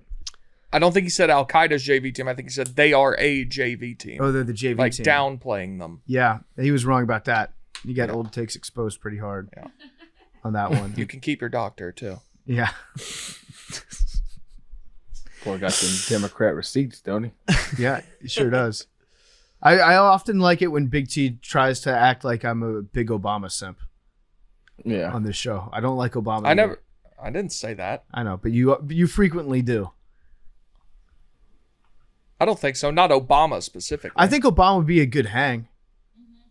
Yeah. I think he'd be a cool guy to watch a game No, with. I agree. I think he's a really cool guy. Yeah. Just don't necessarily want Wish him. he didn't have bad ideas. Mm-hmm. I think that's fine. I think you can. I think George Bush probably a great hang, especially when he was drinking, doing drugs. Oh, did you see? He was on the Sunday Night Baseball broadcast last night. Did you see that? I heard that he was on it. I was watching the kids announce. I was hoping that the kids were going to interview him. He had a couple lines. Did he? There was Coke? No. Oh. There was one time it was him and Manfred were on at the same time, and Carl Ravitch asked Manfred if they would play at Williamsport again next year, and Manfred said, "Last time I broke news with you, it didn't go well for me," or something. I don't know what he was referencing, but everything he says is stupid, so who knows what it would be. And George Bush goes, "Is that when you took the All-Star game out of Atlanta?" And then he had another one. I forget what it was, but he was funny. I think so. George Bush wanted to be commissioner of baseball. That was his job that he wanted. I think he was gonna be. He was jealous of Manfred. He would have been fucking awesome. It was Selig and him. Yeah, he should have. George W. between. Bush should have become commissioner of Major League Baseball. He would have been a great commissioner. That's what he wanted to do. That's where we should have put him. And then I did see that that Manfred went on the kids broadcast afterwards because he said we will be playing a game in Williamsport and it's going to be the Phillies and the Braves next year. Carl Ravitch wanted me to break that one with him, but I saved it for you guys. So he gave that to the kids announcing team. Wait, did he really? Yeah, because I was watching that broadcast with Jake Marsh. Oh, so the Braves are playing in that next year? No, sorry, did I say the Braves? Yeah. My mistake. Phillies and the Nats. Oh. Sorry. But yeah, it's going to be, those are the two teams. So he did say that he was going to break it with Carl, but he saved it for those guys. I wanted the kids to be like, Mr. President, why did you do Iraq? That would have been great if they just like put the screws in them. That would have been great. Journalism's dead in this country, though, Big T. You know that. I saw like a tweet. It was Manfred and Bush standing next to each other. It was like a war criminal and a war criminal. Like, but the WAR was capitalized for Manfred. I mean, you could, yeah. Rob Manfred probably, most baseball fans would say also just straight up a war criminal. Yeah. A war criminal and a former president. All right, let's do some VMs. Want some VMs? Yeah, we got VMs. Yeah. Also, keep calling in. 347-560-0401. Mm-hmm. I want more Mad Dog Simps calling in on the voicemail line. Yep. No. It's my favorite brand of people on Twitter. On Twitter? Yeah. Do you get a lot of them on Twitter? Mad Dog Simps? Yeah. I catch some strays from Mad Dog Simps sometimes. Get stray bullets. I know. Here's what I know. If I get a tweet and the only two people tagged in it are myself and Mad Dog, it's about to be some really horny dude. That's all I know. You and I got a couple about Harry Styles the past week. Oh yeah, that's true. I've been listening to some Harry. I want to see a little more sexualization of Big T over here. I think that would Agreed. I think that would be great in the voicemails. Your legs are looking great, Big T. Thank you. Yeah, nice little tan. To add to that, I was looking at old clips, and Big T, minus the beard, looks like a completely different person. Yeah, the beard looks good on you. Yeah, I Thank think you. the beard needs. I think the beard. Don't go back. Yeah, I think the beard. See, needs to be everybody's better. been saying that to me, and I'm like, y'all are just saying I looked ugly as fuck before. No. no. I We know, don't, that's- we don't know what we don't know. You went And from- now that we have the beard, we have something to juxtapose it against. You went from a 10 Remember to an when 11. Drake? Remember when Drake came out with the beard and everyone was like, Drake went from the guy next door to Habibi, who flies chicks out to Dubai. I don't remember this, but sure. That was a classic meme. I'll find it because that wasn't my words. But yeah, I'm planning on keeping it. You just I look, like it. You look masculine. It makes you look. See, you're implying that I didn't before. You're more it's, Yes, it's I will stand on the table and say that you looked a little soft before when you was baby. all right, Push whatever. over. No, Now you just more, you're giving me Ted Cruz vibes. You know, I don't Man's know if man. that's good or bad. or like before the accusations of his dad being JFK's killer type shit, and now he's fighting back against CRT. It's like he's fighting back. It gives me fighting back vibes. I like it. Big I T. think it's been a couple months since I've seen a Big T Bobby Hill meme. I think the beard helps with that. Okay. I just think it makes you look like. There's going to be 40 tomorrow, so now that you Yeah, said but it'll be that, Bobby Hill with a sweet beard. that's fine. I'm jealous. They're getting blocked. I wish. I wish I could grow a beard like that. It's honestly, this is not ironic. That's goals. Your facial hair is goals for me. Well, I You never. don't shave? Me? Yeah. No, I shave. I shave occasionally, but I can't grow a beard. Okay, Big T is about to unveil some crazy stuff about himself, and I think we just launched a brand new business model based off of what he's told us. And this segment is brought to you by the National Highway Traffic Safety Administration. What's coming up? We got Labor Day weekend coming up, the end of summer. People are going out there having a couple drinks. They're having a good time with their friends. They're celebrating. They're enjoying some cold beers. They're enjoying some ice cold cocktails, some delicious wine. But I want to tell you guys, do not drink and drive. Okay? As the evening comes to an end, sometimes people start to head out. Maybe you think about calling for a ride, but maybe you live close by. You think you can make it home okay. It's no big deal. What are the odds that you're going to get pulled over anyway? And even so, what's the worst that could happen? Your insurance might go up. You lose your license. You lose your job. You total your car. You kill someone. Everyone knows about the risks of driving drunk. The results are tragic and they're often deadly. However, that still doesn't stop everyone from getting behind the wheel while under the influence. That's why police officers are out there right now looking for impaired drivers on our roads to save lives. They're going to be out there in force. I'm telling you guys, I don't want anyone to get in trouble. I don't want anyone to hurt themselves. I don't want you guys to hurt somebody else, kill yourselves. Do not get behind the wheel of a car if you've been drinking. There's so many great options, different ways to get home. Call a friend, call an Uber, call a Lyft, take a bus, walk, whatever it is. Do not get behind the wheel of a car if you've been drinking. I can't stress that enough. If you think you're okay to drive after a few drinks, think again. Just play it safe. Trust me on this one. It only takes one mistake to change your life or someone else's forever. Drive sober or get pulled over. And now, Big T. Oh, but so like what you have now is that's all you can do. That's about it. I mean, it'll grow in a little bit thicker here or there, but I've got just a terrible, terrible patchwork beard. Damn. I couldn't. Yeah. I couldn't for a It's long bad. time. It takes a long time to get to this. Yeah, it looks good So though. I never just let it go fully. But Don't trim it. Let that thing. I heard a rumor that Big T is not shaving his beard until the Falcons win a Super Bowl. well, I'm not tying anything in my life to the Falcons winning a Super Bowl. He's gonna end up looking actually like an ISIS guy. You would. That'll be tough. That'd be tough. Because his shit's red, isn't it? Yeah, that's the one thing I don't like about it. My hair is not, but my beard is. It's a little strawberry. You got a little strawberry in the hair. blonde. No, it went with the beard. You can see how much it isn't. Oh yeah, actually, It's a little bit red though. It's not. The beard It's a- shows you how much it isn't. it's a red. strawberry blonde, but your beard is fully red. Right, which I don't love, but You can dye it. Is it? I feel like I'm not willing to go to that level of. What color's the carpet? It's black. That's cat. No, I'll show you, dude. You're fucking with the wrong dude. I don't give a shit. Jet black. Cat. I'll show you tonight. Time out. Let's see. Hair, Let's dark see the pubes. brown. I'll Beard, show you. I'll go to the red, bathroom right now carpet and send black. you a picture. Just Boy, pull the mosaic. waistband down. I mean, no, not in No, a I room don't think with that cameras. goes. I don't think that plays on camera. I think everybody out there listening right now is like, I hope Big T takes his pants off. Mad Dog's in the studio. I don't think. No, don't do it. Mad Dog, cover your eyes. We could probably sell this on the Tennessee trip. Big I'm T, gonna start an OnlyFans, pube reveal. and it's just gonna I'll be my subscribe. pubes. You start as soon as you post one picture, I'm unsubbing. I want to see that jet black. Well, I'm gonna do the one where you have to. It'll be free to subscribe, but then you have to pay to buy the picture. Bet. I'll buy the picture. Oh, I what's don't that believe auction shit. You got thing? three. It would be I'm awesome. working with three sets of silverware. It would That's be insane. incredible if Big T sent a picture to the group chat of his pubes right now, and Coley picks up his phone and is like, "What the fuck?" Let's whatnot his in. pubes. That'll be when he actually. That'll be when he exits the conversation. Coley has left this conversation. Jet black pubes on Big T. Wow. You've got color. You've got the whole rainbow on you. Yeah, you do.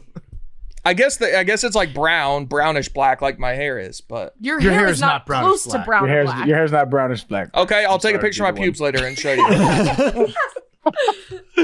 You can just. You guys can create a different conversation. Yeah. I'll I feel like that's We'll keep Mad Dog out Just of that keep one. me out. I don't Not even know. not to Nope. Don't. remove you from You know what? content. You're okay Remove with me. that one. Yep. Okay. Leave me out. Got it. Disinclude me. You can laugh about it in the Okay. actual thing. Jet black. Send the picture in another conversation. I respect Big T's Like the color of your girlfriend. polo. I don't want to see your pubes. I mean, don't want not it. quite that, but yeah, it's nothing like the beard. I don't want it. What's your carpet look like?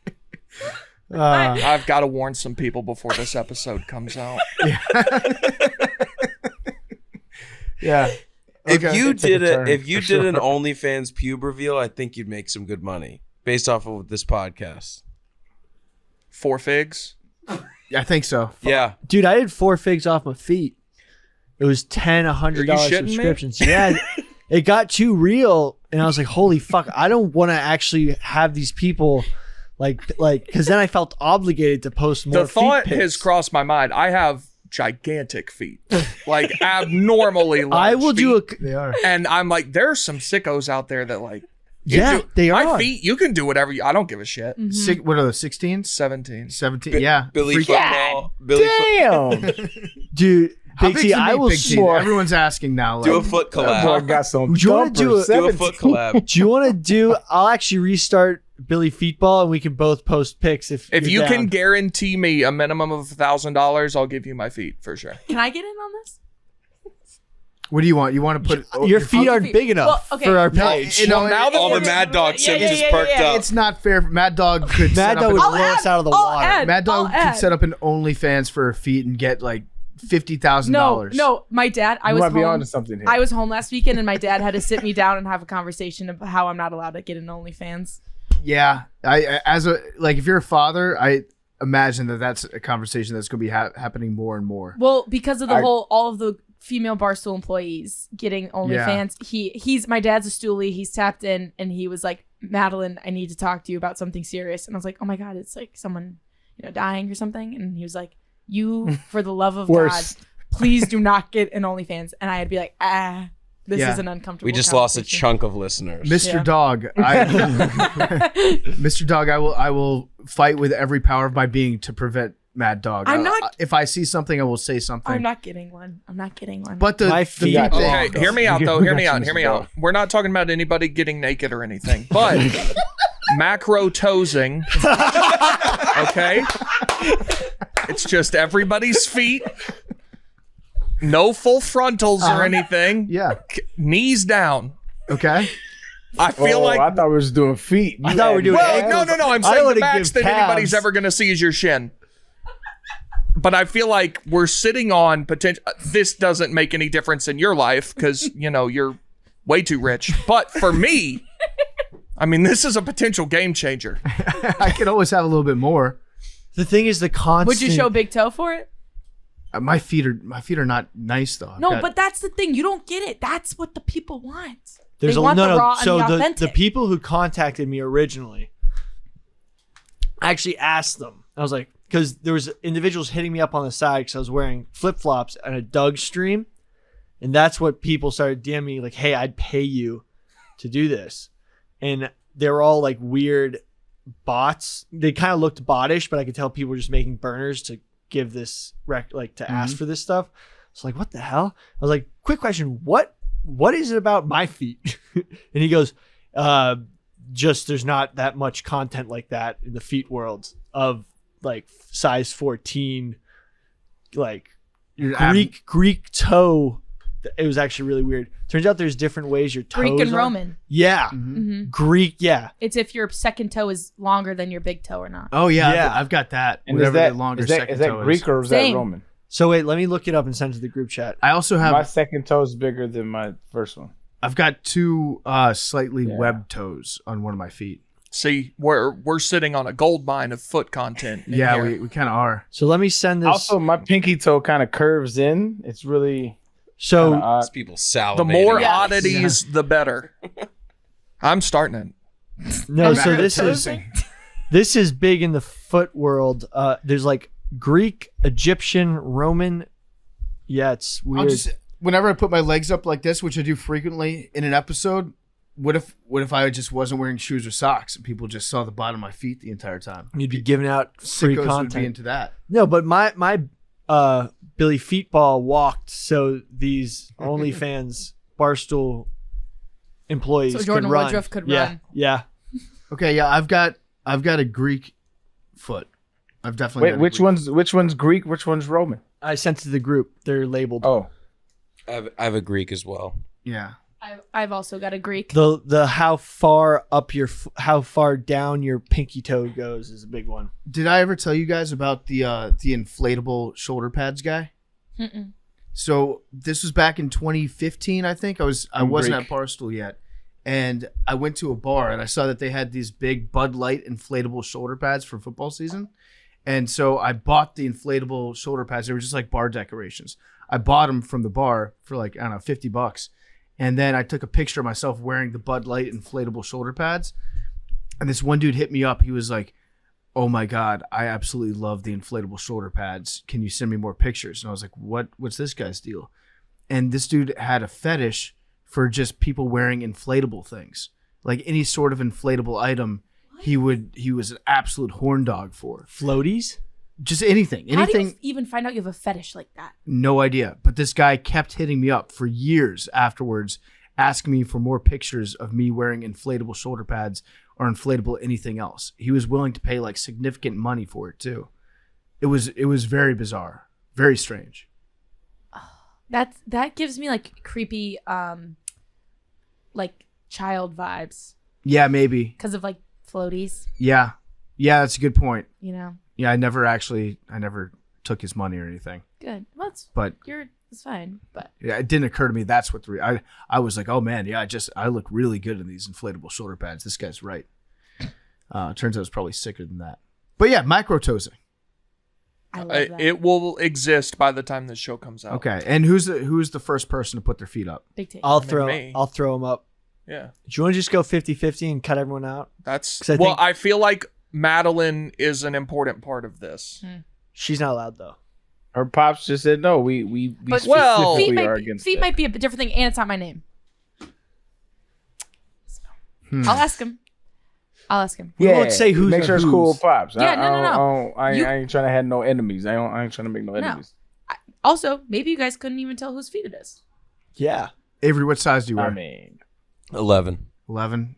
I have big feet. I think we've got abnormally big feet, like in terms of on aggregate on this show for sure. We've also talked about how we're just a larger like podcast. Ours are like Body pontoon boats compared to Big T's yachts, though. That's true. He's got some got mammoth some shoes. dumpers. That's crazy. 17. Yeah, we could make some money off That of this. and his pubes. Yeah. That would Yeah, have to- that one's the I'm trying to figure out how we want to structure this pricing wise. I feel like the best course of action is it's free to subscribe and every picture costs X amount. Oh, so we got to talk to Glenny about the pricing No. structure. I think he knows that. I think it should be the other way. People pay to subscribe. But then you're going to get a lot of 1 month and gone. We're trying But to that's set up that's when recurring we revenue get in and get streams here. out. That's all That's you that's need. how I treated the NFT game. We're trying to create a lasting revenue model. But like something like your pubes would be behind a pay. Like that would have to be. Yeah. I hope to Yeah. God. Yeah. We're not just doling that out to every Tom, Dick, and Harry that wants to see it. Your Fuck girl, you, your pay girl me. cool with that, man? I don't give a shit what she thinks. Andrew Tate says that your girl would be entitled to half. No, the revenue. other way. No, yeah. All right, I'm going to text. I do I'm I do texting care Glenny what she right now thinks. to get his advice. Do you think the algorithm's gonna try to? Are we gonna be seeing less Pitbull because the algorithm thinks Pitbull's Andrew Tate? What? No. Pitbull and Andrew Tate they do look to a a little bit alike. computer I think, might but I think you're being baldest. the glasses too. Yeah, yes. Hang on, I'm asking what she thinks. Okay, I'm asking Glenny too. Hey, sweetie, the guys on the podcast are talking about selling feet pics. She just and asked. possibly. She just asked a second ago when I'm coming home. I responded and said, "Can I get an OnlyFans and post my feet and pubes on it?" she said, "Sure." Yes. All right, permission I granted. like it. Permission granted. Okay, let's get some voicemails. Collective question for the group. Now that Fitzmagic is gone from the league, who is the new Ryan Fitzpatrick of the NFL? I got to interject and already go for my number one. My number one is going to be Gardner Minshew. I think he is our new Ryan Fitzpatrick, and I'm super excited to see what the hell that guy does over the next decade of just slinging balls and making crazy amounts of money for just being Fitzmagic 2.0. All right, guys. See ya. So, Arian, it's who do you think is going to be the next Ryan Fitzpatrick in the NFL? So Journeyman. I think there are a couple schools of thought on this question. It's a good question. His style of play lends itself more to Jameis Winston because they will throw 5 interceptions and then the next game they'll throw 5 touchdowns. You get the good and the bad. I don't know if Jameis has like career backup in him like Ryan Fitzpatrick had, where he just kind of went from city to city based on who needed a quarterback at that given situation. I feel like his style of play is very similar. Gardner Minshew is not a bad choice either, though. Gardner Minshew has the personality type, I think. Yeah, like intriguing personality, like a little quirky. Facial hair. Yeah, the beard is important. Journeyman, I think Nick Foles has really gotten up there in that regard. And even we may see a Carson Wentz may I don't know. get up there. I don't know. He's too safe. The thing Yeah. about Fitzy is he's not safe at all. He doesn't have that magic factor.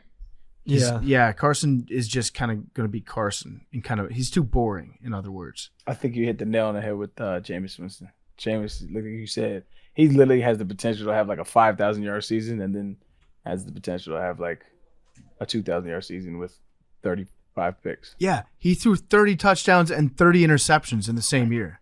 That shit's crazy. That's astounding that it was even done. Like to be talented enough to get away with a season like that and still be the starting quarterback. That's insane. Jameis truly is one of one. In terms of off the field production with your bloodline, I would say that Joe Flacco is Ryan Fitzpatrick because I think he's got like 6 kids too. Yeah. Oh, Josh McCown's retired, I was going to say. Yeah, I think he's retired. Yeah. He might be the next coach of the Houston Texans, actually. It's hard for me to compare someone to Ryan Fitzpatrick because he was so cool. And like the guy that came to my mind was Josh Rosen because I feel like he's going to be a 3rd-string quarterback for the next decade. But he's very uncool. Fitzy was better, though. Fitzy could be good. Right. Josh Rosen hasn't shown that he can be good yet. I'm just thinking career backup quarterback. Mm-hmm. How many, like, okay, how often was Ryan Fitzpatrick a starter, though? Ever? Yeah, A few years. He started a little bit in Buffalo. He started in Miami. He started. Did he ever start in Tennessee? He started here. He started Houston. in I Houston. played the whole year with him. I don't think he ever like entered the season as a starter for the Titans. So, Arian, you played the whole career or the whole season with him, but you did not get the thank you text when he retired. No, I think it's because I changed my number. Oh, that's right. So he probably sent one. Yeah. So he probably don't have my new number. Okay. But me and him was always cool. That's my dog. Yeah, he's an awesome guy. Breaking news here from Glenny Balls. I asked him, hey, Glenny, quick question for OnlyFans. If we're setting up an OnlyFans for Big T's giant feet, should it be free to subscribe and then the pics cost money, or should it be a paid subscription and the pics of his feet are free? And Glenny said, you can really do whatever you want, but in my opinion of talking to the managers and shit and seeing how it makes money, it should be free. Then you charge for individual pics. I'm on top of it. Smart man. But good question. Are there any young quarterbacks out there? Like really young? Sam Ellinger. He could, yeah. Actually, that's not a bad idea. He's like a feast or famine guy, right? Yeah, he's been going nuts. You know who I think has the same coolness factor, low-key, is Justin Herbert. Yeah. Justin Herbert has more of the hotness thing to him, though. But he's a Pro Bowler. He's also. I know, but I'm talking coolness. He also does the thing that Fitzpatrick used to do, like every game. At some point, he would scramble and he would find the smallest defensive back on the opposing team and just run directly at them and run that guy over. So people would be like, "Damn, Ryan Fitzpatrick low-key has a truck stick," but he just knew who the smallest guy was. He was like, "I'm gonna dish out a hit at least one time per game." I think Justin Herbert has the same coolness to him though, and confidence. We need a beard. That's what we need. Somebody's got to grow a beard. Yeah. Minshew, he could probably grow a sick one. He's got the mustache already. I actually like the pick of Minshew a lot. All right. Next one. Hey, Macrodosing crew. This is Benji from the suburbs of Chicago. And the question I was thinking about was if you guys believe that there could be another animal that evolves similarly to humans, that have some sort of self-awareness, can create tools or fire with their hands, things of that aspect. And even if you don't, what animal do you believe it could be? I think for me personally, it would be elephants, just because of their memory and everything I've seen about them. But yeah, just wondering what you guys think. Stay handsome, stay beautiful, stay gorgeous. Billy, I don't know how you're such a dunce, but low-key the genius of the pod. Love you guys. Keep producing the fire content. Thank you.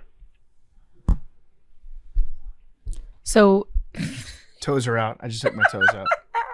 Don't give that shit away for free, dude. Just a little sneak peek. I'm gonna wiggle them for a little bit. Just sneak peek. You're killing our business. No, that's what we call a tease.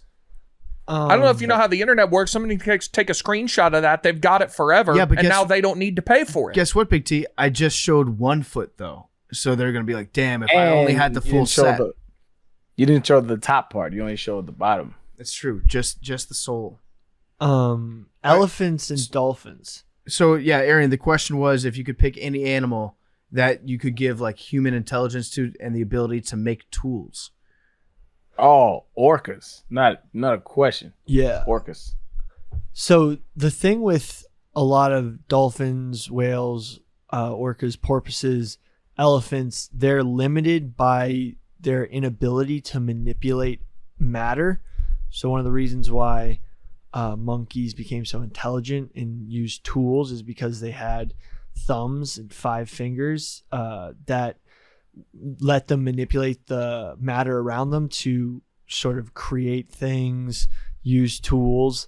So you'd have to give those animals, because they are very highly intelligent, but you have to give them a way to manipulate matter. And elephants have that a little with their trunk, but they're working with just one appendage. Their stumps are useless.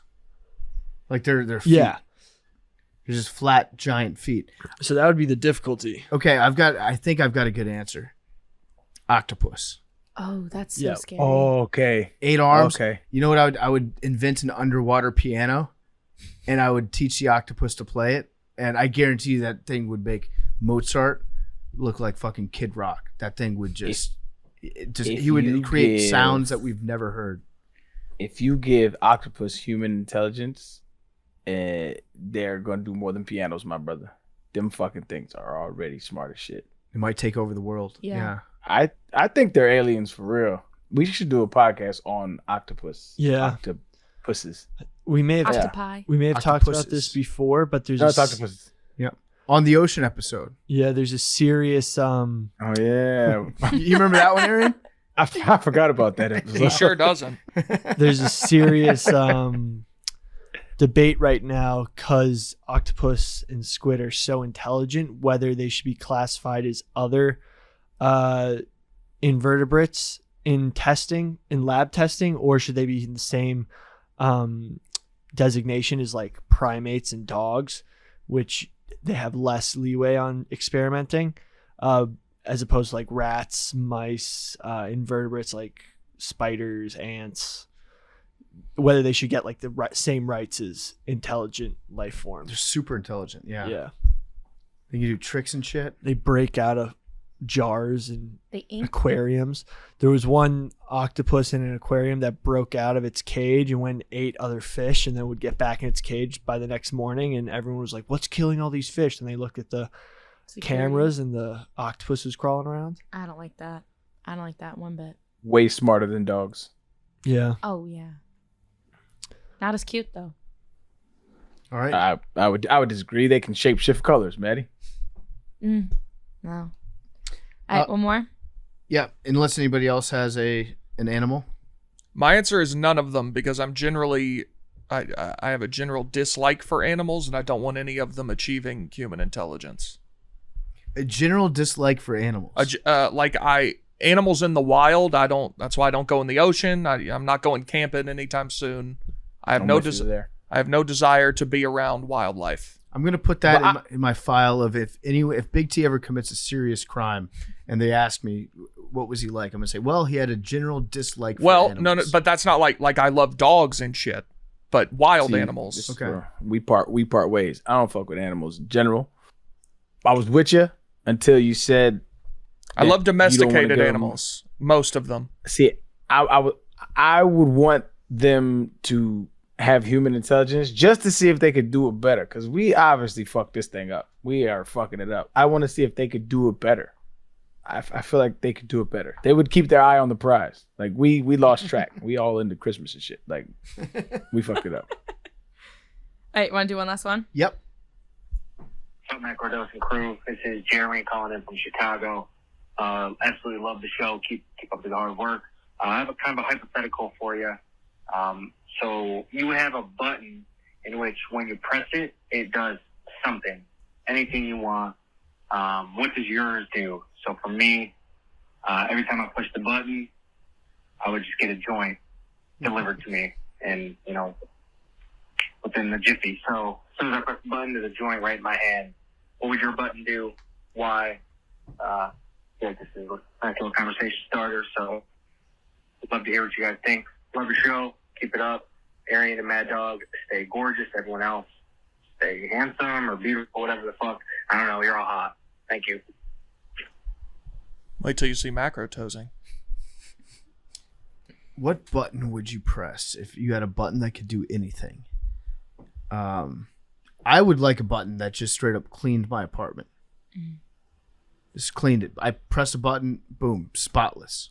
Everything perfect. Everything's in its designated area.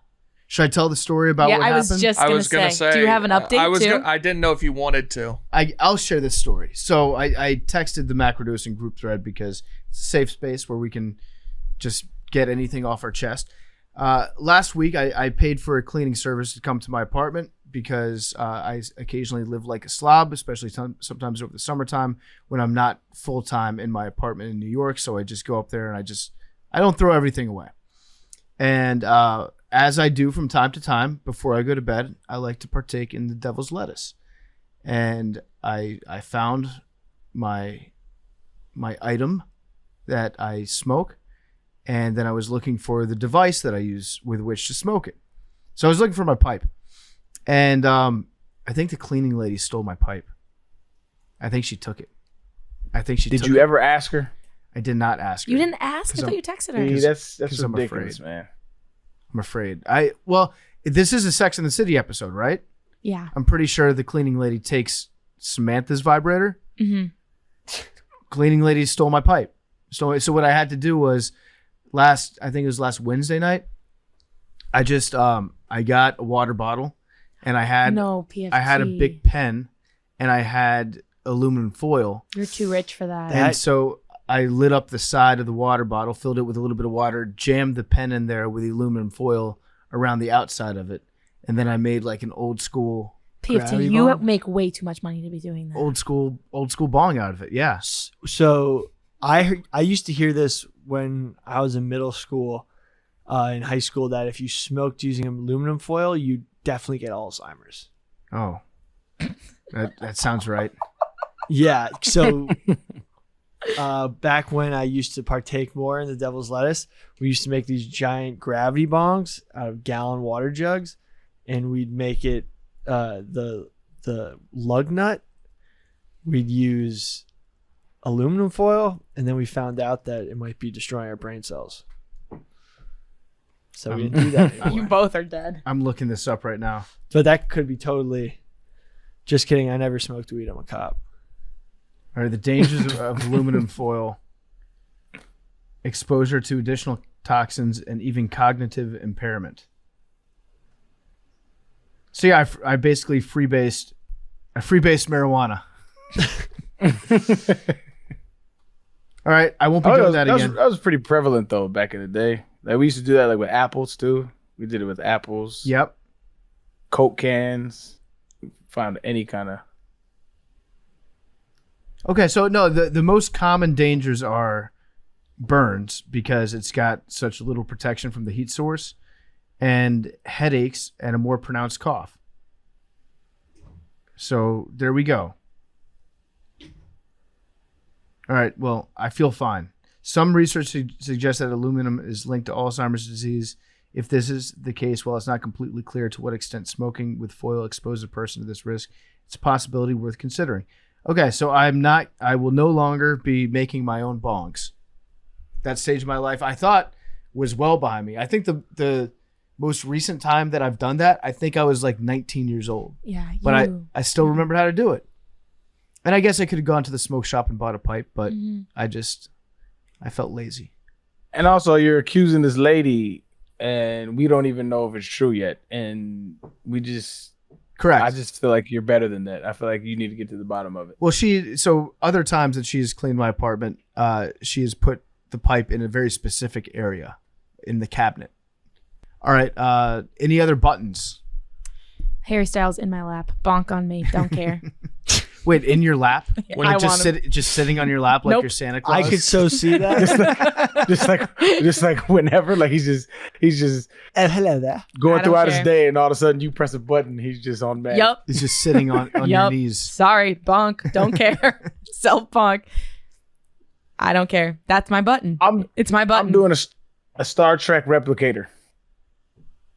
Go on. Press the button. It can create any organic matter, food, whatever the case may be. No. You have to make one thing. No, hold on. This is my button. It makes whatever I want it to. Wait, so your button is that you get a Star Trek replicator. Yeah. Bam. And then you can use that replicator to I create guess. anything. Is that a loophole? Yep. That's kind of like wishing for more wishes. Yeah. But it's not though. No, I'm saying it's a good choice. I'm not. I'm saying Great choice. you found Oh, a shortcut. loophole? Yeah. Yeah. Have you ever seen the episode of Black Mirror with John Hamm where people can be muted in real life? Do you know what I'm talking about? No, I haven't seen that one. I've seen that one. Yeah. That's what I want. I want to be able to mute people in real life where they just appear as like a silent white shadow. You want to block people. Yeah. Online, but For real. yes. Okay. That's actually not a bad idea. Who would you block? Anyone that annoys me. Anyone in this room? No. Okay. Billy, what does your button do? Probably just a meal. Just a meal, so you don't have to Just wait for one. anything. His button is a button that exists called DoorDash. Yeah. No, but just like it appears like I'm in bed. Meal. Okay. As soon as I wake up. You don't have to wait. for Any your kind of food? meal, or is it a specific meal, or No, just like something random. Whatever food you're feeling at that given Yeah. time. It satisfies your craving like Yeah. immediately. What about you, Avery? I'd want mine to be any kind of ticket. So it's a plane ticket, ticket to a concert, sporting event, any kind of like ticket. Boom. A button for a ticket. I Yep. like that. Good choice. All Also right. got to come with a parking pass though too. Yeah, and maybe a couple sodas. Yeah. Well, if I want to go to the Super Bowl, I'll pay for the parking. I don't know. That's probably like $400. Easily. Or you could Uber. That's true. Yep. Okay, we have a button for that. All right. Thank you guys for listening. This has been Macrodosing. We'll be back on Thursday with Nanodosing, and we are setting up the Macrodosing OnlyFans. Yeah, I'm Avery's already in been the doing process of setting it up. We have an account. I just got to figure out how to get it verified. Oh, or you already whatever. set the shit up. That's Oh, yeah. hilarious. Yeah, because this thing's gonna go out. People are gonna try to make their own. Oh, I smart. got I don't ugly know. feet, cuz, so. Yeah, but Wait, but you made it macro dosing, not macro tosing. Well, And that's probably better for SEO Yes. purposes. 100%. Okay, good. You can make the name. We can make the Macrodosing. name Macrodosing. Yeah. But the It'll be handle for is what we're putting Macrodosing. out. Yeah. Got it. All Make it right. expensive. $50. That's the 100. first thing that comes to Billy's brain whenever we do anything. Can you expense this? No, make it expensive. Oh, make it expensive. Yes. No, we're not Yeah. expensing. We're making money, not spending Okay, it. yeah, good point. And let's get some pictures Wait, on what's there. our- Let's do a little photo shoot. What's right our after price this. point, actually? I'm Big T, not you gotta putting. decide this. We'll go 100 for the first month, and then like No. next We're month not we'll lower it. No, No, we're not doing monthly. per picture. I feel like a picture is like $20. Oh, I was going to say 5. But how about your 5 American? How about your pubes? That's a $100 photo. I think that's a different At thing least. entirely. This Yeah. is feet only. Yeah, Okay. we're starting with feet. We'll see how the feet do, and if there's a big market, maybe we'll work our way up. I just got when I run this Listen, by finance, I gotta let them know. I'm not joking. I'm not opposed to doing anything for the right price. You said you would be a Democratic operative for like $1 million last week. Absolutely. I asked my shorter if she wanted to do the OnlyFans, and she's a teacher, so she said she can't. What Yeah. are just feet though? Nobody needs to know. It's the- Are we doing significant others' feet? Babe, can I get your feet for our OnlyFans page? She said, yeah, she's in. Feet are fine. All right. We'll see you guys on Thursday. Love you guys.